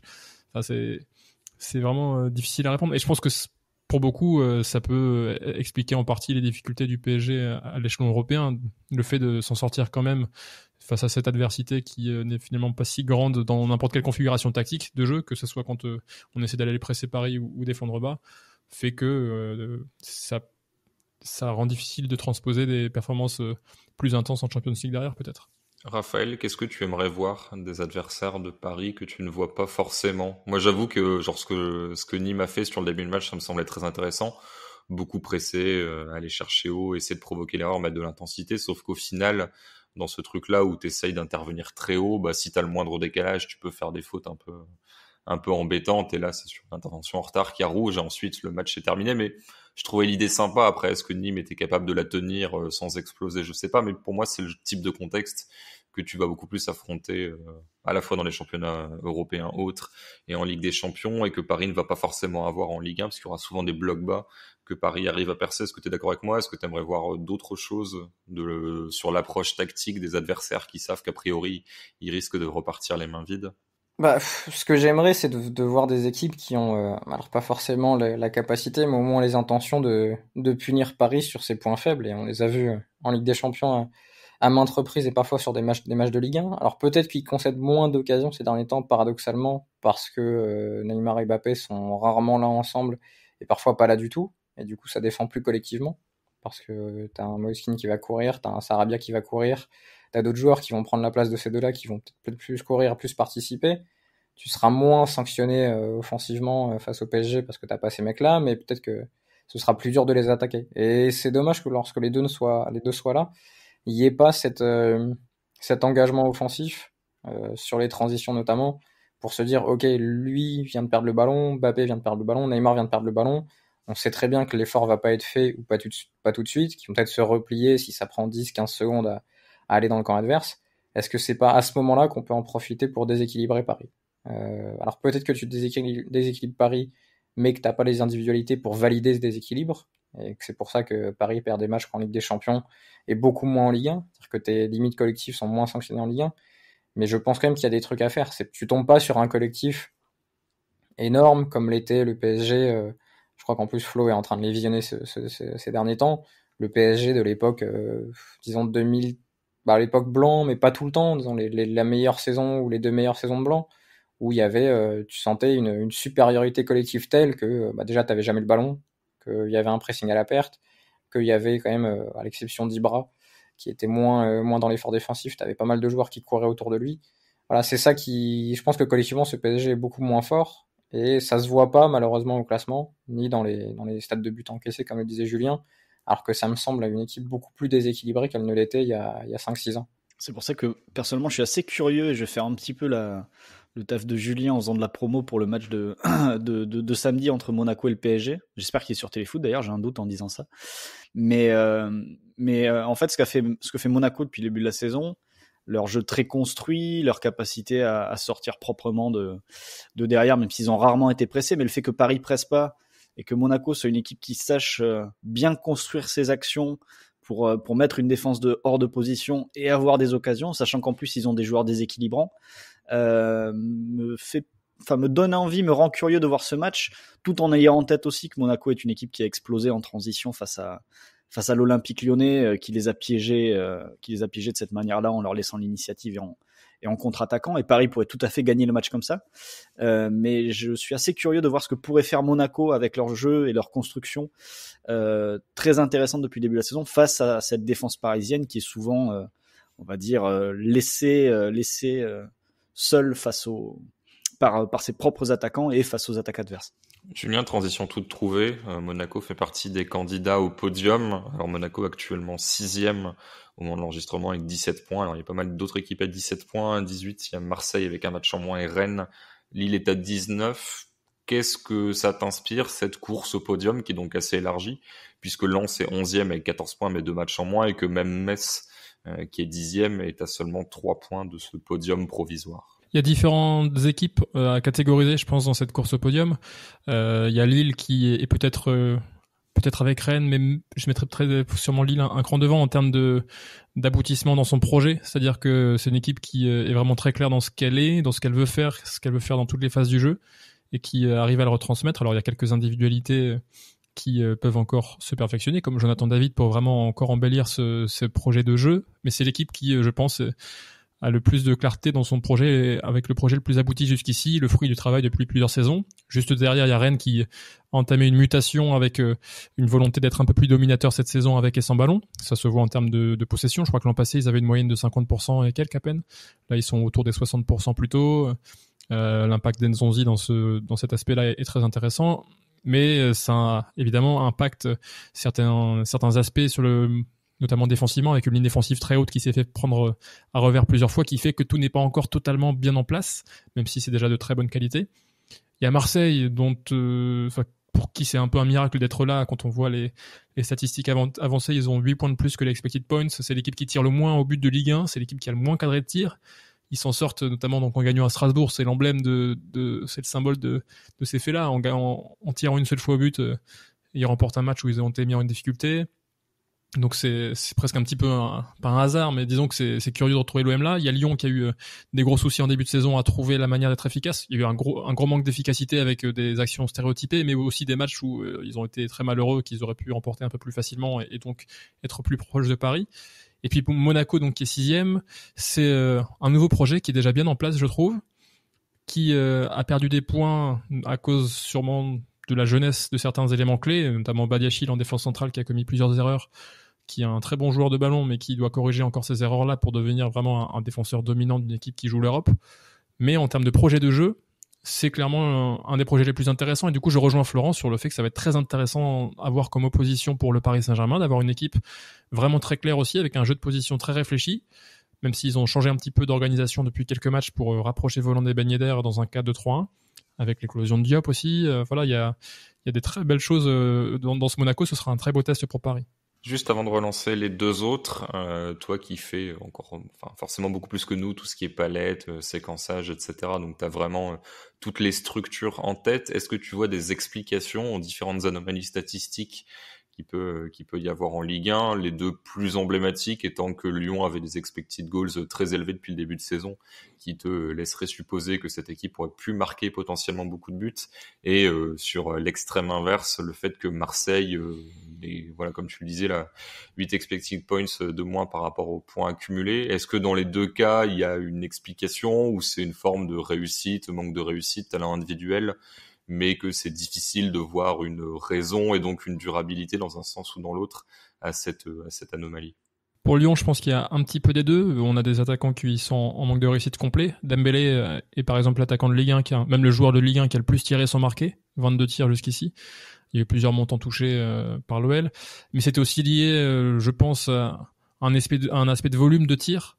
Ils ont affronté beaucoup d'équipes assez regroupées qui les ont amenés à avoir beaucoup de situations de frappe, mais pas toujours optimales, avec beaucoup de centres, parfois des tentatives dans la densité défensive. Donc ça a sûrement fait gonfler un petit peu les expected goals sans que ce soit vraiment fiable quant à la mesure de la qualité de l'animation offensive lyonnaise. Je crois que c'était Raphaël qui avait fait un très bon article pour montrer à quel point il manquait de variété, de diversité dans l'animation dans les 30 derniers mètres pour créer des situations de frappe plus avantageuses. Et ça va un petit peu mieux depuis qu'ils ont changé de système et qu'ils ont pu aussi affronter des équipes qui les laissaient courir en leur donnant des espaces en transition. Ça s'est vu notamment contre Monaco. Pour Marseille, il y a eu le souci du système de l'animation offensive. En 4-3-3, c'était vraiment défaillant, déficient. Ça manquait de relais au cœur du jeu. Ça a été un petit peu mieux dans les 2 premiers tiers du terrain en 4-4-2 en losange. Mais il y a eu un gros souci jusqu'ici dans la percussion, la déstabilisation dans les 30 derniers mètres, avec notamment un Benedetto qui manque de présence dans la surface. Mais c'est pas le seul aussi, c'est lié peut-être à l'animation globale avec des relayeurs, des Sanson, des Rongier qui se projettent peut-être moins que ce qu'on pourrait espérer. Ce qui fait que l'OM est finalement assez inoffensif dans les 30 derniers mètres. Donc ça, pour le coup, l'OM, c'est plus une tendance de fond des problématiques de l'animation offensive pour Villas-Boas. Florent, qu'est-ce qui t'intéresse dans toutes ces équipes qu'on a mentionnées, qui sont candidates au podium à la fois par le nombre de points qu'elles ont et par l'effectif et donc la capacité à durer a priori plus, comme les Metz ou Montpellier que je peux citer, qui pourront essayer de s'y mêler mais qui a priori ont quand même des chances de, entre guillemets, rentrer dans le rang. Non, mais je vais pas reparler de Lille ou de Rennes parce que Julien en a fait un résumé très clair et je le rejoins là-dessus, notamment sur le côté très abouti du projet lillois et de l'identité très forte que dégage aujourd'hui cette équipe. J'ai plus parlé de l'équipe qui pourrait être peut-être la surprise, qu'on n'a pas forcément bien vu depuis la première trêve, parce qu'elle a eu 2 matchs annulés, enfin reportés à cause du Covid, face à Marseille et face à Nantes. C'est Lens. Qui me paraît être l'outsider, on va dire, derrière ces 5-là, le plus complet, le plus affirmé pour vraiment s'installer dans la première moitié de tableau, parce que eux aussi ils ont une identité très marquée, qui peut avoir son bémol, c'est que c'est un plan A très tourné vers l'avant et qui peut se faire piéger justement par une équipe comme Lille qui les a fait exploser en transition. Et d'ailleurs il me semble que dans l'interview d'après-match, le fait que Lens n'est qu'un plan A avait été un petit peu survolé, évoqué avec le coach, avec Francaise, ce à quoi il avait répondu, il avait eu une réponse qui laissait un petit peu entendre, je sais plus exactement ce qu'il avait dit, mais qui laissait un petit peu entendre qu'il s'attendait un petit peu à vivre ce genre de soirée-là, quoi, face à un adversaire comme Lille. Bah, je t'avoue que j'étais en conférence de presse et on lui a posé la question et c'est globalement la même réponse. J'ai pas les mots exacts, mais c'est en gros, on savait que ça risquait d'être dangereux sur ce match-là, mais mieux vaut perdre celui-là et garder notre philosophie parce qu'on en gagnera d'autres plutôt qu'essayer de se trahir là sans avoir la garantie de faire beaucoup mieux, quoi. Donc je me rappelais bien de cet après-match. Mais ouais, parce que leur 3-4-3 très ambitieux, parce que il peut parfois pousser au déséquilibre en phase offensive, parce que les deux milieux de terrain que sont généralement jusqu'ici Cahuzac et Doucouré jouent très très haut, parfois même pour laisser la conduction du jeu à Kakuta et créer des espaces plus hauts pour lui ouvrir le terrain et notamment lui ouvrir la ligne de passe vers les latéraux et Jonathan Klaus qui est très bon depuis le début de saison. Alors évidemment, en termes de déséquilibre, si Kakuta perd le ballon, tu peux prendre une transition et là ça peut être très dangereux. Mais rien que ça, cette approche-là, je suis assez persuadé, pour peu que Lens ait un duo d'attaque efficace, et là ça va aussi dépendre de la disponibilité de Ganago, je pense que Lens peut prendre beaucoup de points face à la majorité des équipes du championnat, genre face à 2/3 des équipes du championnat avec un tel projet de jeu. Si tes attaquants font le taf, sont en réussite, etc. Je pense que, et c'était le cas en début de saison, je pense que Lens peut prendre pas mal de points. Alors évidemment, il ne faudra pas que l'ECA offre 2 buts par match, comme ce qu'il s'est passé face à Reims lors du 4-4 assez fou qui a eu lieu juste avant la trêve. Mais je me dis que cette équipe-là dégage vraiment quelque chose d'assez fort et peut-être comme Lille qui a une identité très forte, l'outsider parmi les favoris pour l'Europe. Lens est peut-être l'outsider avec le style de jeu le plus marqué et l'identité la plus affirmée. Et en plus, c'est une identité de jeu quand même très protagoniste, très tournée vers l'avant. C'est une équipe qui prend les choses en main, au risque de se faire prendre en contre. Mais j'aime beaucoup cette approche et j'aimerais que Lens termine assez haut dans ce classement. C'est autant un souhait qu'un pronostic. Et puis pour compléter sur Lens, notez qu'actuellement, alors ces 8 matchs, l'échantillon est quand même très faible, mais le cas qui a donc joué tous les matchs est à 48% d'arrêt. Pour situer, C'est le pire de Ligue 1. Ouais. moi, mais vraiment pour donner un exemple, je crois de mémoire, je crois que Kepa est à 53% l'an dernier, et c'est dans les 3-4 plus faibles totaux pourcentages de l'histoire depuis que cette mesure est prise en compte. Et globalement, ça n'arrive quasiment jamais qu'un gardien soit sous les 60% sur la durée d'une saison. Généralement, c'est entre 60 et 80%, avec quelques-uns qui passent au-dessus des 80, type Alisson Oblak.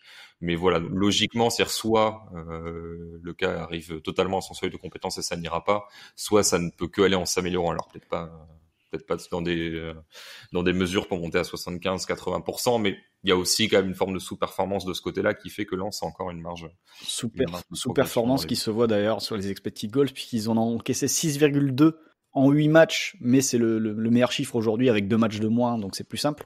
Mais c'est le meilleur chiffre de Ligue 1, l'expected goals concédés, pour 14 buts encaissés. Donc c'est là aussi qu'on voit l'impact en effet du gardien de but pour l'instant. Ce qui est curieux, c'est que les deux équipes qui concèdent le moins de tirs en Ligue 1, qui sont donc Lens et Strasbourg, Lens avec 64 tirs concédés seulement, Strasbourg 91, même si Lens a 2 matchs de moins, ça dit l'écart déjà. Ce sont les deux équipes qui ont le plus faible de ratio de tirs arrêtés. Raphaël, qu'est-ce qui t'intéresse dans ces équipes-là? Alors, on va pas forcément refaire tout le débat qu'on a longuement fait dans la dernière FAQ, qui était très intéressant, mais qui faisait un bon quart d'heure sur les projets de jeu en Ligue 1, la durabilité et le fait on va dire de garder le cap, même quand ça va un peu moins bien, que les résultats tournent un peu moins. Mais est-ce que dans ces équipes-là, il y en a certaines, alors on a déjà parlé de Lens, peut-être parler d'autres, qui te semblent intéressantes de par leurs individualités et la manière dont elles sont mises en valeur par la façon de jouer? Quand tu dis ces équipes-là, tu dis les équipes qui sont en première partie de tableau ou pas loin ou qui jouent ces places-là? C'est ça, celles qui ont l'ambition de les jouer ou qui sont amenées à les jouer. Parce qu'on peut même inclure Angers dans cette zone-là. Alors, je suis pas persuadé qu'Angers soit l'équipe la plus intéressante du monde, même si ces dernières semaines avec Fulgini, etc., l'arrivée de Bouffal, il y a des choses intéressantes. Mais on va dire, voilà, mettre le cut à Lens qui est 11e, parce qu'ensuite Bordeaux, on arrive sur une autre partie du championnat. Un autre football. N'oublions pas Brest. Je pense que Julien sera d'accord, mais dans cette partie de tableau, malheureusement, c'est difficile de retrouver des équipes qui ont à la fois un projet de jeu assez clair, identifié, et des individualités qui sont performantes. On a déjà parlé un peu de Monaco, et en effet, il faudra suivre leur saison. Montpellier, Flo les a déjà un peu évoqués. On a tendance à bien les aimer, mais ils sont hyper irréguliers. J'ai l'impression qu'à chaque fois qu'on dit du bien d'eux, ils sont catastrophiques la semaine d'après. À chaque fois qu'on dit du mal, ils sont très bons. C'est pas faux. Donc, ils ont pris 4-0 contre Reims à domicile, je crois, récemment. Avec un rouge rapide d'Hilton, ouais. Donc, oui, c'est vrai. Donc, il y a eu ce match-là. Nice, énormément d'individualités intéressantes et qu'on a envie de voir se développer. Mais en termes de jeu, j'ai l'impression que les supporters niçois sont à bout. Pourtant, sur le papier, c'est justement intéressant aussi. C'est censé être une équipe au projet clair. On arrive globalement à voir l'idée, mais c'est vrai que ça fonctionne pas parce qu'il manque beaucoup de choses. Mais bon, Gouiri est peut-être un des 3-4 joueurs les plus intéressants de ce début de saison, et quand on fera notre top 15 de Ligue 1, je serais curieux de voir où on va le placer, s'il sera devant ou derrière Terreda. Voilà, ce genre de joueur qu'on a envie de suivre, tu vois, mais par exemple, Metz, qui survit au départ de Diallo et à la blessure de Nian, c'est assez curieux à voir comment, avec le retour d'Antonetti, ce que ça va donner. Ça aussi, c'est un axe intéressant. Et Angers, c'est particulier parce qu'ils sont toujours bien classés, mais je pense qu'ils ont peut-être la pire défense depuis que Moulin est arrivé en Ligue 1. Donc, là, ils sont à 17 XG encaissés en 10 journées, et ça me semble pas du tout être dans leur standard habituel. Ils sont 3e pire défense de Ligue 1, selon les chiffres avancés. Ça se paye pas, ils sont pas sanctionnés là-dessus. Mais finalement, les équipes qui vont plus m'intéresser, ça va être, tu vois, Saint-Etienne. Est-ce que Saint-Etienne va se réveiller ou vraiment ça va jouer le maintien? Est-ce que Brest va réussir à enchaîner quelques bonnes performances? Ils avaient bien démarré, ils ont eu un trou d'air, là ils ont été pas mal contre Lille. Est-ce que Reims, là qui a un Boulaïdia en feu, va redevenir solide? Reims qui est 2e pire défense de Ligue 1 selon les chiffres avancés. Mais c'est vrai que dans la première partie de tableau, je pense que tu vois, tu parlais de cut à Lens. Et c'est vrai que Lens est une équipe intéressante. Mais entre la 11e place où est placé Lens et la 3e où est Rennes, il n'y a aucune équipe qui est régulièrement convaincante. Et ça, c'est quand même un problème pour ce championnat-là. Julien, je vais te poser quelques questions de nos suiveurs sur Twitter. Comme je sais que tu as tendance à être assez concis, en plus de parler en x1.5 naturellement, ça permettra d'en prendre quelques-unes. D'ailleurs, c'est étrange de vous entendre en x1 du coup, parce que d'habitude je vous écoute en x2. Oui, et d'avoir les silences entre nos phrases. Question notamment de Andrew, Patrick Fay. Alors, pas trop de rapport entre le pseudo et le nom du arrobase. Comme beaucoup, j'avais des espérances sur Nice, pas vous. Ça t'en as parlé rapidement. Sur le papier, c'était très intéressant avec les individualités. Qu'est-ce que tu penses en quelques mots du travail de Patrick Vieira? Je t'avoue que nous, depuis quand on en parle entre nous, enfin, de toute façon, tu le vois, t'es avec nous dans la conversation, mais même dans ce podcast, etc., on est un petit peu déçus parce qu'on voit pas trop où ça va en venir au-delà de quelques circuits de jeu. En gros, pour moi, il y a plus certaines volontés de faire que vraiment la capacité. Tu vois, c'est bon, on va faire ça, mais ensuite, comment est-ce que ça se matérialise? Comment est-ce que tu dépasses simplement cette volonté de poser le jeu, quoi? Ouais, c'est vrai que c'était l'un des recrutements les plus intéressants de Ligue 1 en plus, quand tu vois les joueurs qui sont arrivés. Et dans le projet de jeu en plus, voilà, c'est ce qu'on disait, c'est la volonté de construire à partir du ballon, de l'avoir longtemps, aussi souvent que possible, de construire depuis derrière, de mettre en place en effet des circuits de passe. Mais ce qui est un petit peu curieux, c'est que on n'est ni sur une occupation aussi ambitieuse du terrain que peut l'avoir le City de Guardiola sur du jeu de position, ni sur des schémas aussi automatisés que peut l'être l'Inter de Conte avec de vraies assurances, de vraies garanties, même si c'est que un plan A finalement, sans peut-être beaucoup d'alternatives. Donc on est un peu dans en entre-deux côté niçois où on entend plus souvent Vieira avoir besoin de donner des consignes sur des moments où il faut sortir, sur des accompagnements. En fait, on a l'impression qu'on est encore à la mise en place d'un projet alors que ça fait quand même plusieurs saisons que Vieira est là. Et donc en fait, on a encore l'impression que certains joueurs doivent intégrer certains comportements liés au projet de jeu, à la fois dans les déplacements et puis sans ballon surtout sur la manière de presser. Et on sent beaucoup de recherche finalement côté Vieira avec beaucoup de changements de système d'un match à l'autre au sein d'un même match aussi. Alors c'est permis par la flexibilité et la polyvalence des joueurs au milieu, devant, même derrière. Mais c'est vrai que pour l'instant, on voit l'idée de départ, mais on a du mal à voir ça se concrétiser de manière efficace sur le terrain, malgré un Gouiri vraiment exceptionnel en effet depuis le début de saison. Il y a quand même un vrai problème avec Nice et avec Vieira, c'est-à-dire que Nice, ça fait quelques mercato où ils font quand même des recrutements qu'on juge à chaque fois intéressants, entre des mecs d'expérience pour encadrer, genre Schneiderlin qui arrive cet été, et des jeunes joueurs à développer. Le problème, c'est que justement sur ce versant des jeunes joueurs à développer, quel joueur a progressé aujourd'hui à Nice? Un jeune joueur qui arrive et qui découvre entre guillemets peut-être la Ligue 1, en tout cas dans un rôle et avec un statut différent. Quel joueur a progressé sous Patrick Vieira? Aujourd'hui, je ne vois absolument pas. Peut-être qu'Efren Thuram, mais est-ce qu'il a vraiment progressé ou est-ce que c'est simplement parce qu'il a eu du temps de jeu et que c'était son niveau? Parce que Gouiri, il arrive, il a pas progressé, il a été bon d'entrée et il a réussi à enchaîner derrière.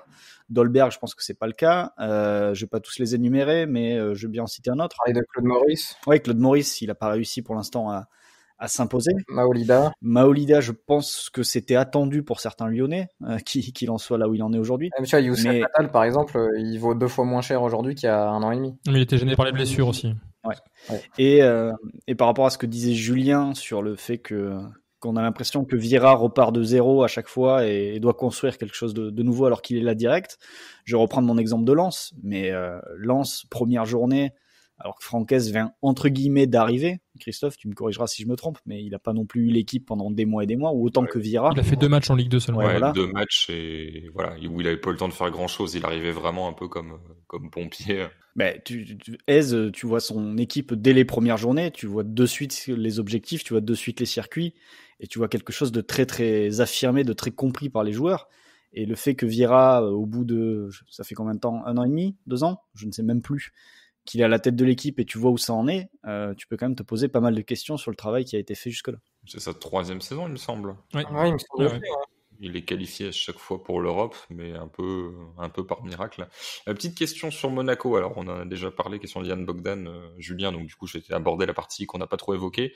Est-ce que tu trouves que le début de rééquilibrage opéré depuis quelques semaines suffit à gommer les soucis en transition défensive? Et deuxièmement, quel rôle tu vois pour Golovin dans le 4-4-2 qui semble se mettre en place, en tout cas dans la façon dont évolue l'équipe ces derniers temps, parce que Golovin fait partie de cet effectif qui est quand même assez large, même s'ils ont vendu une 20aine de joueurs cet été. Mais déjà, c'est vrai que ça a été surprenant de voir Monaco exploser autant à Lyon, parce que dans l'animation, et ça a influé un petit peu négativement justement sur la performance offensive parfois. On sentait quand même dans le jeu de position qu'il y avait cette volonté d'être très précautionneux sur l'équilibre, avec des latéraux qui étaient parfois assez bas, ou en tout cas on gardait toujours une structure de 5 joueurs, soit en 2+3 avec le relayeur qui était bas ou les latéraux qui étaient bas, pour évidemment être en prévention des transitions. Et donc c'est vrai que le match à Lyon a montré que ça suffisait pas, notamment parce qu'il y a eu peut-être des choix avec ballon qui font que même si malgré ces préventions tu te retrouves exposé sur un ballon dans le dos.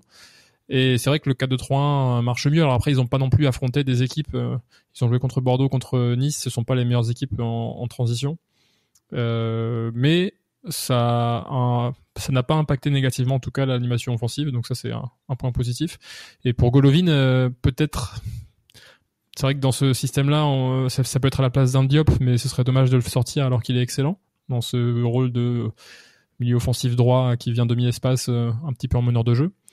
Donc peut-être Gelson Martins, qui est néanmoins intéressant parce qu'il fait les courses défensives, même si offensivement il est un peu décevant. Mais c'est vrai ce sont des bons problèmes à avoir pour Kovac, même si certains joueurs ne rentrent peut-être pas naturellement dans ce nouveau système. Fabregas par exemple, je pense que dans le 4-2-3-1, on le reverra pas souvent. Et dernière petite question sur les clubs de la première partie de tableau de François Thomazeau. Alors il nous pose une question sur Nzonzi, est-ce qu'il est soluble dans un 4-4-2 ? Je pense que non. En tout cas, à très haut niveau, à mon avis, le match de l'équipe de France face à la Finlande a quand même montré que c'était plutôt un milieu relanceur de pointe basse. Tu pourras me dire en un mot si t'es d'accord ou pas, mais surtout, quel est le levier le Stade Rennais doit actionner pour être plus tranchant dans les 20 derniers mètres ?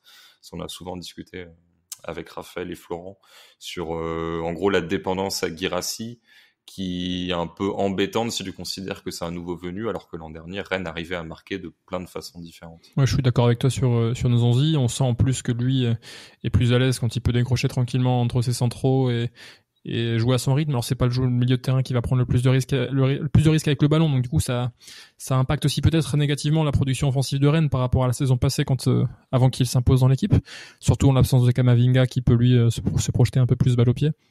Mais il apporte beaucoup en termes de stabilité, d'équilibre et de le côté domination et de stabilité à la relance. Sur l'animation offensive, la perte de Rafinha, je trouve qu'elle est vraiment préjudiciable jusqu'ici parce qu'aucun des éléments offensifs qui sont amenés à le remplacer n'ont été à son niveau pour l'instant, même si Gbo est plein de promesses, que Doku évidemment est plein de promesses également. Il lui faudra un petit peu de temps pour vraiment s'acclimater et progresser progressivement. Guirassy, je le trouve vraiment excellent, mais en effet, il a ce rôle un petit peu hybride où dans le 4-3-3, il vient de décrocher presque en faux numéro 9 parfois, en point d'appui en tout cas, avant de se projeter un peu plus vers la surface. Et donc finalement, l'animation, le tranchant repose beaucoup sur les joueurs de côté. Et on voit des mouvements intéressants pour libérer les latéraux avec les ailiers qui plongent intérieur. On a des ailiers de percussion, différents profils aussi, qui permettent à Julien Stéphane de varier les joueurs alignés selon l'adversaire.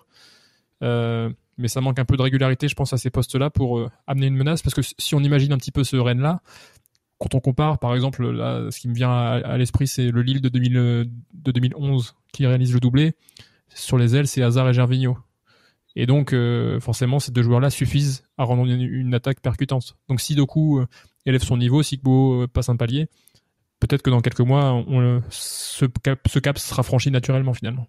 Ouais, je voulais te poser une question, Julien, parce qu'on en a pas mal discuté, comme disait Christophe, depuis les podcasts, notamment en Ligue des Champions. C'est au-delà de la qualité de Rafinha, c'est le fait qu'il était gaucher.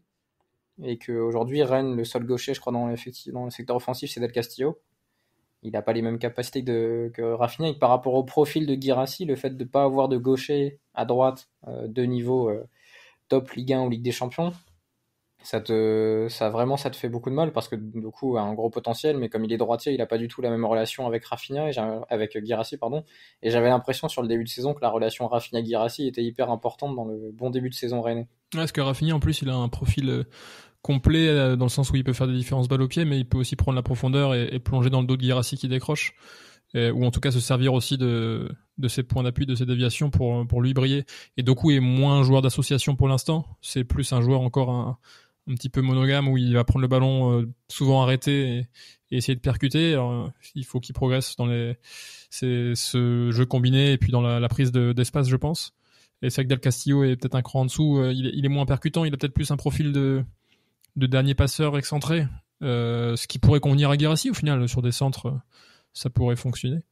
Mais c'est vrai que oui, non, on retrouve pas finalement l'animation aussi efficace, même qu'en début de saison, en fait, même par rapport à la saison passée. En début de saison, Rafinha était excellent, donc c'est vrai que c'est une perte vraiment préjudiciable. Dans le bas de tableau, messieurs, qui est-ce qu'on veut sauver, qui est-ce qu'on ne veut plus voir? On a déjà parlé notamment de Nîmes. Florent, qu'est-ce que tu aimes bien regarder parmi les équipes qui sont, alors on va dire mal classées, même si encore une fois c'est relativement serré?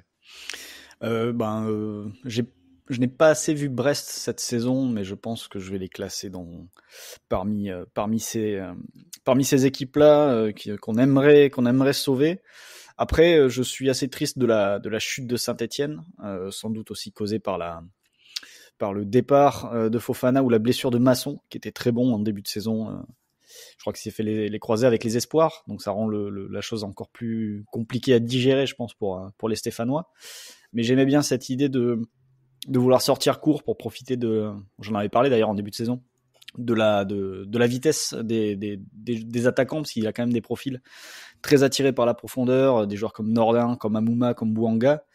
Donc je trouvais ça plutôt cohérent, d'autant plus qu'au milieu il avait quelques joueurs capables de jouer au ballon et de ressortir correctement. Maintenant, ouais, ça a un peu tapé un mur après un bon début de saison. Et je sais pas quel est le levier quels sont les leviers de Puel pour pouvoir relancer cette équipe-là et repartir sur une série positive. Mais j'aimerais quand même que Saint-Etienne se restabilise, quitte à passer une saison tranquille en milieu de tableau, mais pour pouvoir continuer à faire ce qu'a fait Puel en début de saison, c'est-à-dire développer les jeunes. J'ai surtout pas envie, ne serait-ce que pour son projet de départ, qu'il soit obligé de ressortir du placard les joueurs qu'il avait écartés, même si Kazri, je crois, en est ressorti il y a quelques semaines, pour prendre un carton rouge direct d'ailleurs avant de revenir dans l'équipe. Mais non, Saint-Etienne, Reims, le fait que l'équipe relève la tête un petit peu maintenant, ça me surprend pas forcément. Après le début de saison où ils étaient sans doute un peu trop tournés vers la Ligue Europa, il a fallu digérer l'échec et le fait que, c'est en train de rentrer dans l'ordre, je pense, côté rémois. Après, les autres, franchement, le 20e Dijon, 19e Strasbourg, ça ne me surprend absolument pas par rapport à ce que ces deux équipes ont montré depuis le début de saison. Et je ne serais pas surpris d'ailleurs que ce soit ces deux-là qui tombent à la fin de celle-ci. Mais au-delà de ça, un peu déçu par Nîmes qui a vite oublié les promesses du début de saison. Et je passe assez volontairement sous silence Lorient que j'ai pas assez vu, Nantes que j'ai pas envie de voir et Bordeaux que j'ai trop vu. Raphaël. Oui, Florent a tellement parlé que j'ai oublié ce que je voulais dire. Non, parce que je me suis moqué de Julien tout à l'heure sur Terreda, qui est un peu notre running gag préféré. Mais il faut reconnaître que lorsque Saint-Etienne, je crois, était 2e ou 3e de Ligue 1, Julien nous avait dit ouais, Saint-Etienne, j'ai peur que ça joue le maintien. Et nous, on était interloqués, on disait mais qu'est-ce que tu racontes, Julien? C'était après les premières défaites quand même. C'était, je crois, après la 4e, 5e journée. Ouais, c'était quand même vachement. C'est en voyant rentrer en finale des numéros 33, 34, 35, et même finir le match avec 6-7 joueurs de moins de 20 ans, parfois. Enfin, c'était assez inquiétant quand même. Et ça fait partie du projet, mais malheureusement, ça leur a coûté des points.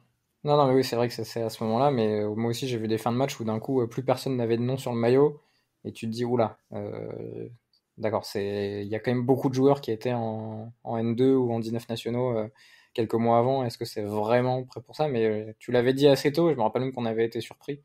On avait dit, bah non, ça démarre plutôt bien et tout. Et au final, là, ils ont pas gagné depuis les 3 premières victoires, en fait. Et je sais pas combien de buts ils ont marqué, mais ça doit pas être énorme.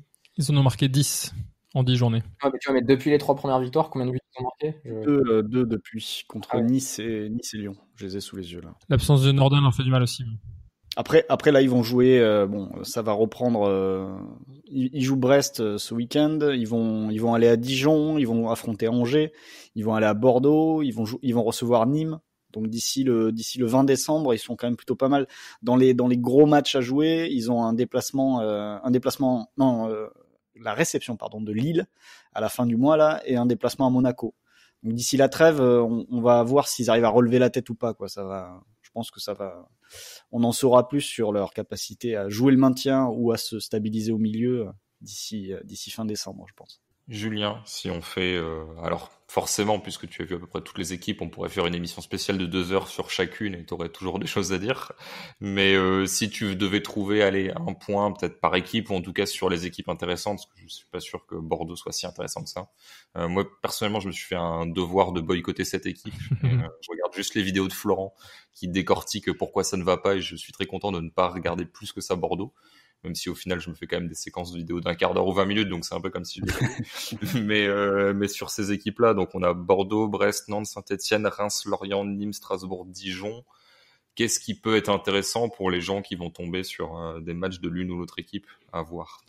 Alors Brest, c'est l'un de mes coups de cœur du début de saison. Alors, parce que voilà, c'est pour expliquer un petit peu pour ceux qui ne savent pas, je suis un petit peu dans une redécouverte de la Ligue 1 aussi, comme j'ai bossé 4 ans sur la Première Ligue, je redécouvre certaines choses.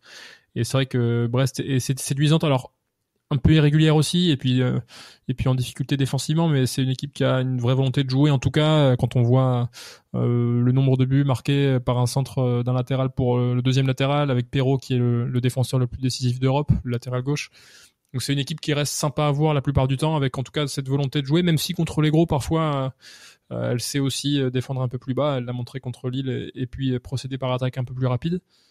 Ça reste une équipe qui fait du bien à la Ligue 1, justement. On se posait un petit peu la question des projets de jeu qui pouvaient être utiles à la Ligue 1. Une équipe comme Brest, qui ne pourra jamais prétendre vraiment à beaucoup de choses, finalement, de par son envergure, de par son histoire. Dans le milieu de tableau, c'est une équipe qui fait du bien à avoir en Ligue 1. Nantes, c'est un peu décevant, mais il y a quelques bons joueurs, tu vois, Ludovic Blas ou Randal Colomwani, qui est l'une des révélations de la saison. C'est vrai que c'est décevant quand on connaît la patte Gourcuff et son discours sur le jeu. On aimerait que ça soit plus consistant et que ça se caractérise par un peu plus de choses que simplement de l'animation sur les côtés en visant à permettre de Simon et Bamba de percuter. Lorient, je suis un peu déçu parce que le début de saison laissait augurer la volonté de jouer, mais il s'est exposé tellement à la perte de balles qu'ils ont fini par s'équilibrer un peu plus. Ça est passé d'abord par une défense à 5, puis là c'est passé en 4-4-2 maintenant, avec pas mal de jeux directs liés au profil de Hamel et Mofi devant quand ils sont alignés ensemble. Un petit mot sur Nîmes, c'était aussi l'un de mes coups de cœur du début de saison, et en effet ils ont un petit peu eux aussi modifié le curseur pour avoir un peu plus d'équilibre, notamment en possession, alors qu'au début on mettait parfois 6 ou 7 joueurs devant le ballon pour envoyer du jeu très direct, souvent vers les ailes, ou gagner des deuxièmes ballons assez hauts. Là, ça s'est un petit peu stabilisé, et donc parfois, notamment contre les gros, ça peut garer le bus, comme ça avait été le cas à Lyon. Mais en effet, je vous rejoins, Strasbourg, Dijon, c'est pas illogique que ça soit derrière, même si Dijon a une volonté d'essayer de jouer, en fait, avec Stéphane Jobard. C'était pas payant, en partie lié aux individualités, et puis aussi avec une défense vraiment pas au niveau. On verra ce que David Linares arrive à faire pour tenter de le rectifier. Ça n'a pas été extrêmement convaincant sur ce qu'on a vu à Metz. Mais c'est vrai que ce sont des équipes qui, pour certaines, n'ont pas les moyens de leurs ambitions. Pour d'autres, se sont réfugiées vers un peu plus de sécurité sans qu'on soit sûr que ce soit payant. Mais néanmoins, dans chacune de ces équipes, il y a toujours au moins une ou deux individualités à sauver. Et c'est un petit peu ça aussi la Ligue 1, c'est que dans chaque club, il y a peut-être un joueur de 22 ans ou moins qui rend attrayante chaque équipe. Julien, quelques nouvelle petite question, une de Ludovic. On critique souvent le niveau de la Ligue 1 du point de vue analytique. Quel est le niveau tactique de la Ligue 1? Alors, il nous demande par rapport aux années précédentes. Là, tu n'avais pas forcément le recul puisque tu étais avec le même niveau d'investissement, mais sur un autre championnat. Mais sur ce que tu vois, en plus, bon, tu voyais les saisons précédentes et tu vois les matchs européens. Donc, du coup, tu peux comparer avec aussi ce que font des équipes type Slavia, etc., qui est un de mes coups de cœur. Qu'est-ce que tu penses de l'intérêt tactique de la Ligue 1? Est-ce qu'au-delà du niveau de jeu, des individualités, il y a aussi matière à critiquer la façon dont sont coachées les équipes? C'est vrai que en tout début de saison, quand je redécouvrais un petit peu pas mal d'équipes, j'avais pas un émerveillement, mais je trouvais ça pas mal. Je trouvais ça intéressant. En fait, de voir aussi, il y a quand même une diversité d'approches entre un jeu de position très placé côté Monaco, Nice, ou un jeu plus direct de Montpellier, de Nîmes, des approches un peu hybrides, le projet Lens qui est très séduisant. Donc il y a une variété des styles qui est intéressante tout de même. Néanmoins, c'est vrai que quand on voit les matchs européens, quand on voit des équipes comme Gladbach, comme le Shakhtar, même parfois Krasnodar, mais à un niveau plus faible, mais quand on voit les matchs de Coupe d'Europe, l'Ajax, l'Atalanta évidemment, qui n'ont pas toujours beaucoup plus de moyens que certains des clubs de Ligue 1, on se rend compte que les clubs français ne sont pas encore totalement entrés dans le foot moderne, j'ai envie de dire, dans l'approche liée à l'intensité, à la façon d'aller presser. C'est vrai qu'on reste quand même encore beaucoup sur du bloc médian pour pas mal d'équipes, et sans avoir en plus toujours l'idée pour les animer de manière efficace défensivement. On voit des blocs médians écartelés sur toute la largeur dans pas mal d'équipes de Ligue 1 et qui se font facilement transpercer. Un petit clin d'œil à Florent là-dessus, par exemple. Mais pas seulement, d'ailleurs. Je sais pas si on m'a entendu respirer, mais je pense qu'on t'a entendu. C'est assez fort. Mais voilà, c'est vrai que on sent quand même un vrai décalage. Alors, c'est aussi lié à la compétition, hein, parce que on sent que Rennes aussi augmente un petit peu son curseur parfois sur certains matchs européens. Mais en effet, il manque encore quelque chose, je pense, par rapport à l'aboutissement, à la complexité de ce que peuvent mettre en place certains projets de jeu en Allemagne, par exemple, quand on voit ce que fait Gladbach d'un match à l'autre, avec des ajustements, mais en gardant évidemment les mêmes principes globaux d'intensité, de pressing, mais aussi de jeu de réflexion, de jeu de position placé. On sent qu'on reste quand même sur des choses peut-être un peu moins abouties en Ligue 1, et c'est un peu frustrant en effet quand on passe de l'un à l'autre. Raphaël, je pourrais lancer Florent sur le sujet, mais ça serait presque trop facile. C'est vrai que le bloc médian, alors je vais pas dire que c'est le truc le moins intéressant du foot, parce que Dortmund, par exemple, peut en faire des choses intéressantes sur les transitions, sur la manière dont ça va malgré tout sortir le ballon, etc. C'est pas parce que tu es en bloc médian sans ballon que ça veut dire qu'avec le ballon, tu n'as pas d'idée et que tu vas pas savoir quand presser, etc. Mais c'est quand même ce truc-là, le bloc médian un peu passif, qui peut amener les matchs dans une forme de manque d'intérêt et de stagnation tactique, de ce qui peut être parfois présenté à tort comme les matchs tactiques où les deux équipes s'observent, alors qu'au final c'est les matchs les moins tactiques quand t'as des blocs médians qui sont pas agressifs et pas offensifs. C'est là où finalement il se passe pas grand chose, et c'est au contraire quand tu vas essayer de construire ou d'aller chercher l'adversaire sur sa phase de construction que là il y a un vrai enjeu tactique. Oui, et c'est là aussi que tu peux mesurer la capacité des équipes à ressortir le ballon, parce que si l'équipe ne vient pas t'agresser ou ne sait pas comment t'agresser, tu peux ressortir le ballon, tu le fais sans difficulté. Mais au-delà du bloc médian, et peut-être que Flo ou Julien confirmeront, je trouve qu'il y a beaucoup de blocs médians en Ligue 1 ou en tout cas c'est pas clair, qui ne donnent pas d'indication sur où est-ce qu'ils veulent récupérer le ballon et comment et quand même. C'est-à-dire que tu as des blocs médians et puis on attend en fait une transmission ratée. Mais il y a pas mal de blocs médians où tu te dis mais à quel moment en fait votre piège se referme? Est-ce que vous avez un zone press? Est-ce que vous voulez récupérer sur le côté? Est-ce que vous voulez récupérer à l'intérieur parce que vous avez peut-être 2-3 mecs au milieu qui sont des très bons gratteurs de ballon? Est-ce que vous voulez orienter le pressing vers le latéral gauche en face parce que vous savez que techniquement c'est un peu plus faible? Et j'ai l'impression que sur ce plan-là, il n'y a pas énormément de choses qui sont... alors peut-être qu'elles sont réalisées et pensées en amont et qu'après ça ne marche pas sur le terrain, mais je trouve qu'il n'y a pas beaucoup de matchs où on se dit « Ah oui d'accord, là Lyon, là Nîmes, là Marseille, là Reims a voulu amener l'équipe dans telle zone parce que machin est moins bon sous pression, parce que tu as une zone où tu as deux joueurs qui se comprennent bien sans ballon et qui peuvent anticiper, qui peuvent bien sortir sur le temps de passe. » Et je trouve que lorsque vous partagez des extraits vidéo, Julien et Florent, sur la conversation, au-delà des matchs qu'on voit, parce que comme je suis abonné à Téléfoot, j'essaie de rentabiliser mon abonnement, donc je regarde des matchs de Ligue 1. Mais au-delà de ça, c'est à des blocs médians. Je crois que c'est Dijon que vous avez posté récemment. Ouais, Dijon à Metz. Tu sais pas quelle est l'idée derrière ce bloc médian. J'ai l'impression que c'est juste, on reste à peu près organisé dans un bloc médian parce que pressé haut, on a peur de se découvrir et on n'a pas envie d'être non plus avec le cul sur la surface. Mais quelle est notre idée où est-ce qu'on veut orienter l'adversaire? Et ça, je pense qu'il y a plein d'équipes où c'est pas clair. Et je pense que c'est ça aussi le problème de la Ligue 1. Tu parlais de Dortmund, Christophe. Dortmund de Favre, c'est toujours un bloc médian qui a l'air assez passif, mais tu sais où l'équipe veut l'orienter, tu sais que ça veut orienter là parce que ça va permettre de récupérer le ballon dans une position avantageuse pour contre-attaquer et avoir des transitions rapides. Et en Ligue 1, des dernières années de Ligue 1, les 2-3 dernières, la seule équipe qui, je trouve, a été percutante et marquante sur cet aspect-là, que ce soit bloc médian ou bloc haut sur l'idée de presser, d'orienter, c'est Lille. Les matchs en Ligue des Champions l'an dernier, des matchs de Ligue 1, notamment match de Ligue 1 l'an dernier contre Lyon, je crois, où peut-être qu'ils perdent ou ils font match nul, mais ils dominent Lyon à fond pendant une mi-temps. Alors que on a vu des matchs de Marseille, de Lille, même, de Lyon, même du PSG, où tu sais pas trop comment récupérer le ballon.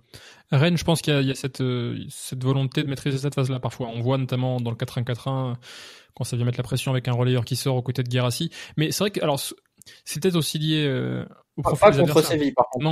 Non, pas contre Séville. Guirassy a couru entre les deux centraux pendant 1 heure. Oui, non, c'est clair. Mais c'est peut-être lié aussi au profil de la plupart des équipes de Ligue 1 où quand elles sont un peu pressées, souvent c'est le central cherche pas à jouer et va chercher à allonger. Quand je repense à Lens-Reims par exemple, ce week-end, Lens qui de son côté a une vraie idée de pressing.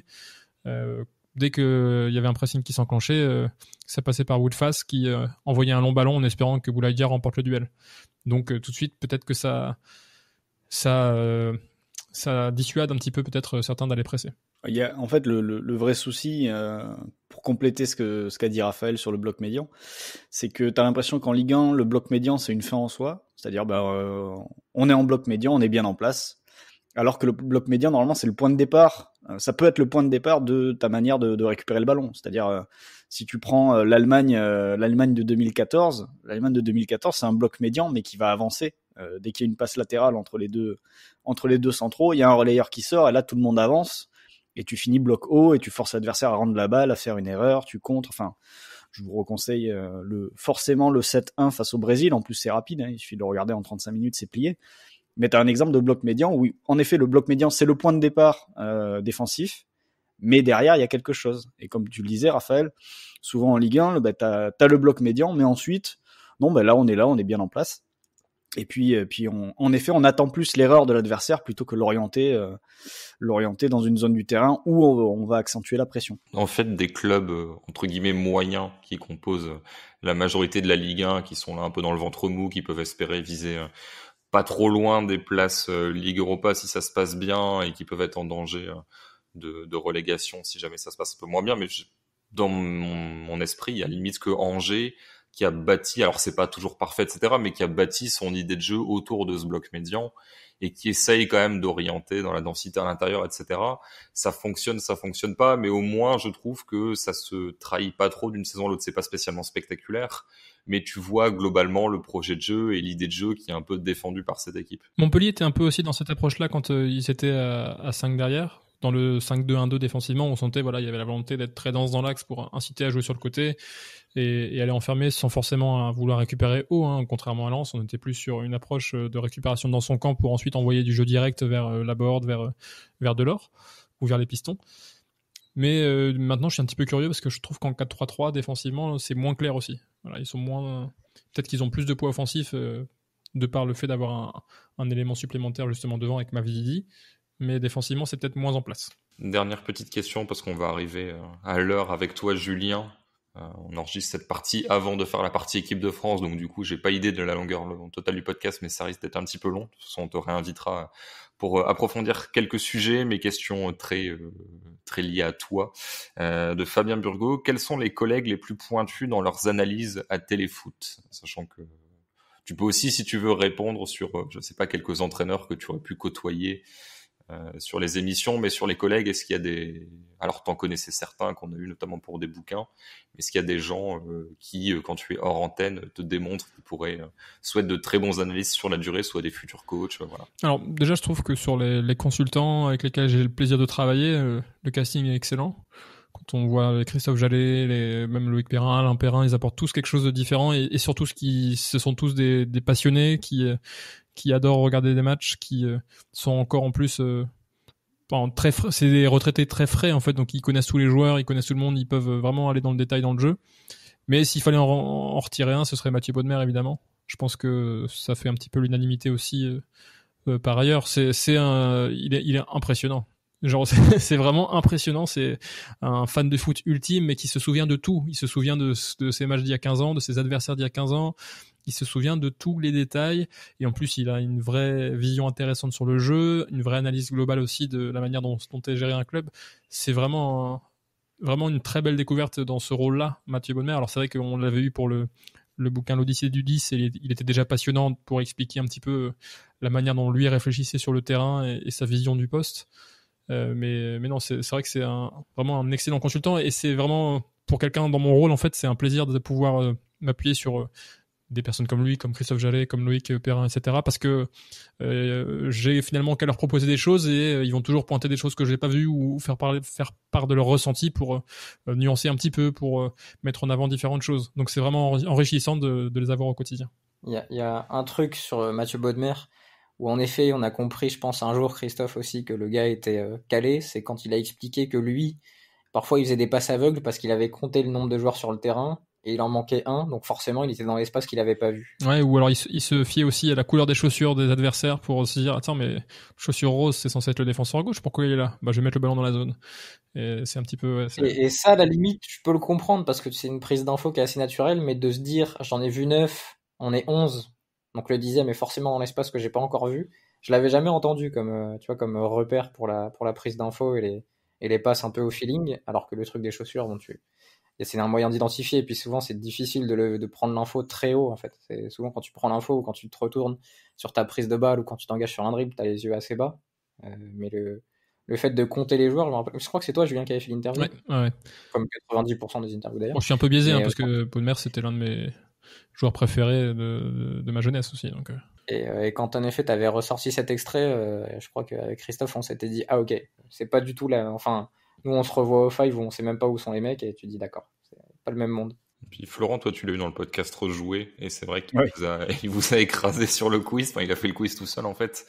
Et au-delà de ça, très intéressant et puis très lucide aussi. Il a pas on va pas faire une heure sur Bodmer, hein, mais il a pas ce truc du mec qui refait sa carrière en disant j'étais le meilleur du monde. C'est-à-dire qu'il est assez lucide sur quelles étaient ses qualités et sur le fait qu'il n'ait pas sans doute tout fait sur le plan de la condition physique, de l'hygiène de vie peut-être, pour aller encore plus haut et du coup qu'il a, je vais pas dire survécu, hein, mais qu'il a fait beaucoup sa carrière sur l'analytique en fait et sur cette capacité à faire suivre le cerveau par rapport au pied, à la technique qui était déjà très très forte. Merci messieurs, on passe tout de suite à nos paris. Nos paris, la séquence avec notre partenaire PMU.fr.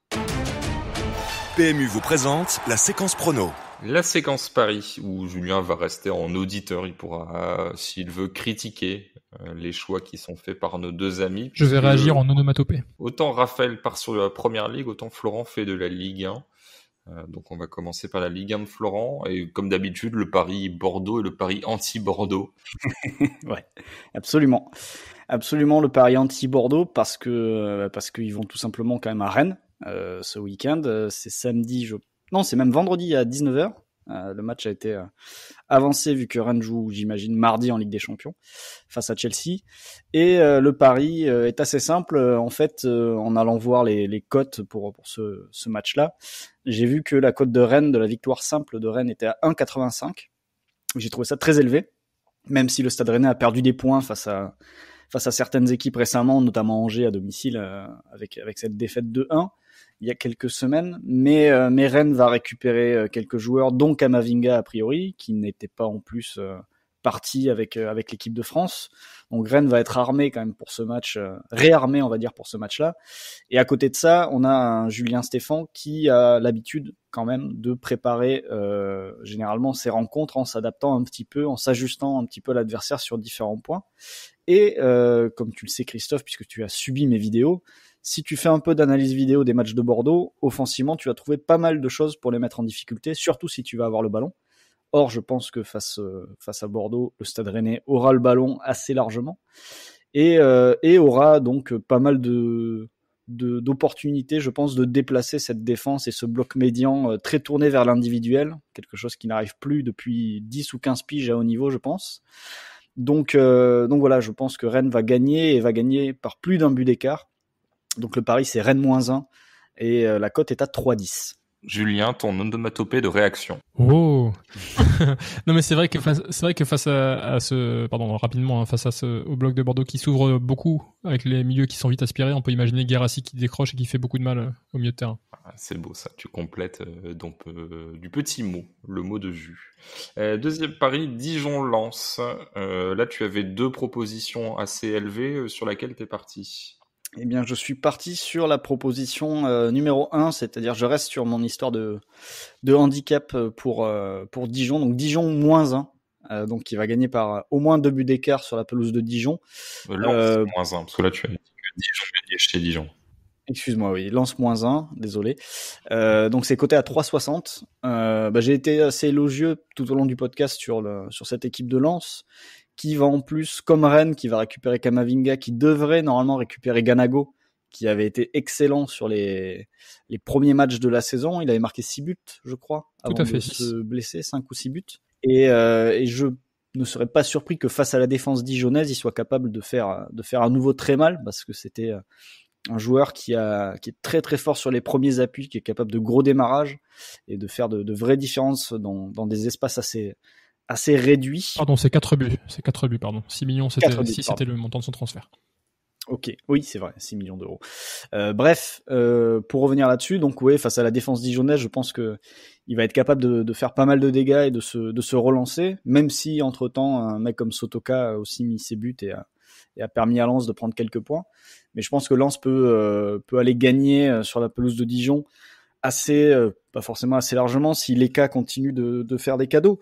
Mais cet écart de 2 buts me paraît très jouable. Et donc voilà, Lens -1, coté à 3,60. Le mot de jus après ce pari. Ouais, alors, surtout si Dijon remet son 4-4-2 en phase défensive, ce qu'a mis Linares à Metz. On a vu Lens mettre en place des choses sur du jeu de position vraiment très intéressantes face au 4-4-2 rémois, notamment en première mi-temps du dernier match qui est fini à 4-4 certes, mais que Lens avait largement dominé en première période, avec des mécanismes visant justement avec ce milieu qui bouge, Kakuta qui peut décrocher, toujours l'occupation des 3 intervalles finalement face au milieu adverse. Ça peut faire beaucoup de mal à Dijon qui est vraiment en difficulté défensivement. On passe à Raphaël. Tu as des paris donc sur la première ligue. Ton premier concerne le match entre Leeds et Arsenal, l'un des chocs du week-end. Oui, match de dimanche entre Leeds et Arsenal, 2 équipes qui, je pense, vont récupérer de manière inégale par rapport à la trêve internationale, parce qu'Arsenal a quand même plus de joueurs internationaux, même si, grâce à Bielsa, pas mal de mecs ont connu la sélection. Match donc de dimanche, je suis parti sur le pari Leeds à 2,95, parce que j'ai l'impression que Arsenal est rentré dans le rang en fait, mais qu'on s'en était pas rendu compte depuis pas mal de temps, parce qu'il y avait eu 3 vidéos de belles sorties de balles d'Arsenal, notamment sur les matchs contre Liverpool. D'un coup, tout le monde s'était dit Arsenal c'est très très bien, et en fait non. C'est-à-dire que ce soit offensivement ou défensivement, c'est une équipe assez moyenne, et ça se confirme par les chiffres avancés. C'est une des pires attaques de Première Ligue, c'est-à-dire qu'ils ont moins d'expected goals que Crystal Palace par exemple. Et défensivement, ils sont moyens. Ils sont ni en haut, ni en bas. Ils sont au milieu du classement. Rien d'exceptionnel pour cette équipe qui, en plus, va récupérer pas mal de joueurs qui reviennent de loin, de trêve internationale, qui défensivement est pas très sûr, même si c'est mieux qu'à une certaine époque parce que ça s'engage assez peu offensivement. Il y a un jeu de position, oui, mais il n'y a pas un mouvement fou. Et je pense que de l'autre côté, Leeds va pouvoir les embêter. J'étais parti au départ sur peut-être un pari en nombre de buts, mais je doute un peu de ça et les cotes n'étaient pas intéressantes. Donc le Leeds à domicile à 2,95 m'intéresse assez. Leeds reste sur 2 grosses défaites contre Leicester et Crystal Palace. J'espère que ça va tourner pour eux et pour mon pari.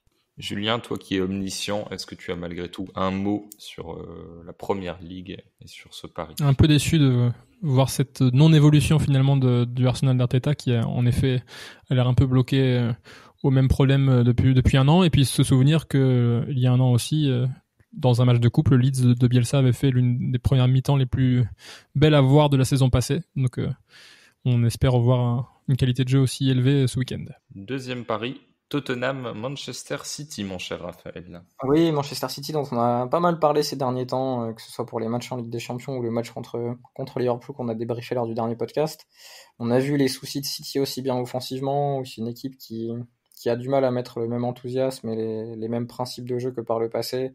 Le 4-2-3-1, impulsé ou pas par Lilo, on ne sait pas, et pas encore très très fonctionnel offensivement. Alors ça apporte peut-être un peu plus d'équilibre défensivement, mais Rodri et Gundogan, ou Gundogan, comme dit l'ami Stéphane Guy, s'il faut dire comme ça, je suis pas sûr qu'il soit capable de contrer une équipe de Tottenham qui, sur transition, maintenant colle à ce que souhaite Mourinho, et en plus à les joueurs, puisque quand t'as Son, Kane, Bale, Lucas Moura, un Ndombele qui joue de plus en plus, t'as quand même de quoi être assez percutant sur transition. On peut ajouter Moussa Sissoko aussi. Tottenham à domicile, je pars sur une victoire de Tottenham à 3,90. Là aussi, la cote m'a motivé, parce que City n'est plus City qu'on a connu, parce que Tottenham a 2 joueurs en énorme forme offensive, Son et Kane. Et c'est un match de samedi, je crois. Je serai sans doute devant la télé pour regarder ça. Donc par rapport à l'évolution des 2 équipes, je pense que c'est le bon moment pour faire tomber City, et enfin pour Mourinho, je pense qu'il sera content de faire tomber Guardiola. Julien, ton dernier mot post-pari de la journée. Je valide. Très bien, c'était très court. Merci Julien, merci messieurs. Florent, Oui. donc on sort ce podcast, les gens l'écoutent, nous sommes quoi ? Nous sommes mercredi. Tout à fait. Pour les gens qui écoutent, tout de suite, ils peuvent très bien l'écouter jeudi ou vendredi s'ils veulent. Quelle est la suite sur les différentes plateformes ? Alors, la suite, c'est très simple. Côté vue du banc, côté gratuit, on revient la semaine prochaine après les rencontres de Ligue des Champions, puisqu'on va avoir la 4e journée. Donc, Chelsea-Rennes, de tête, on a Chelsea-Rennes, on a PSG Leipzig et on a Porto-Marseille ou Marseille-Porto. Mais est-ce qu'on va vraiment parler de Marseille, Flo ? C'est pas non plus une certitude que l'on évoque Marseille-Porto. Enfin, on verra les résultats et les autres matchs en même temps. Donc ça sera mercredi prochain. Et d'ici là, pour nos chers patrons, nos chers abonnés, on aura une FAQ qu'on doit enregistrer là d'ici la fin de semaine. Et aussi, on a l'épisode des 120 qui doit sortir. On est mardi 17 pour enregistrer, donc mercredi 18, jeudi 19, vendredi. Donc nouvel épisode des 120 qui va durer environ 2h40. On a récupéré Maxime Brigand et on a réussi à enregistrer un épisode avec quelques petits soucis de micro par-ci par-là, notamment pour moi dans la première partie de l'émission. Enfin bref, vous verrez le moment venu, mais 2 bonnes heures d'émission, presque 3, pour classer une dizaine de joueurs, parmi lesquels Luka Modric, Gareth Bale ou Thiago Silva. Donc gros programme quand même. On vous laisse pas seul jusqu'à la semaine prochaine. Je signale, Flo, que pour notre programme de la semaine prochaine, mercredi 25, le groupe B, donc le groupe de Gladbach, Donetsk, Real Madrid, Inter, va se jouer parce qu'il y a d'abord Gladbach, Donetsk et ensuite Inter, Real. Donc notre podcast sera peut-être pas mal centré là-dessus. C'est très possible, en effet. Alors que le programme vient d'être fait en direct par Raphaël qui nous impose cette desiderata. Ouais, je suis comme ça. Mais oui, et puis juste pour préciser, Flo, souci de micro, les gens vont quand même t'entendre, c'est juste que le confort d'écoute sera un peu moindre, puisque visiblement il y a eu un souci de captation, on sait pas trop si ton micro n'a pas capté, est-ce que c'est l'ordinateur ou autre, mais voilà, le son sera un peu moins rond, un peu moins chaud qu'à l'habitude, mais voilà, ils entendront quand même tes magnifiques relances et ta magnifique présentation. Merci messieurs, merci Julien, rendez-vous de l'autre côté de l'écran pour tous les auditeurs qui te reverront très vite dans leur poste de télévision à l'antenne sur la chaîne Téléfoot, et nous on se retrouve la semaine prochaine pour le prochain épisode de Vue du banc. Ciao. Salut. Cordialement. Vous avez tout compris grâce à ce podcast, c'est le moment de parier sur PMU.fr. PMU, que les meilleurs gagnent.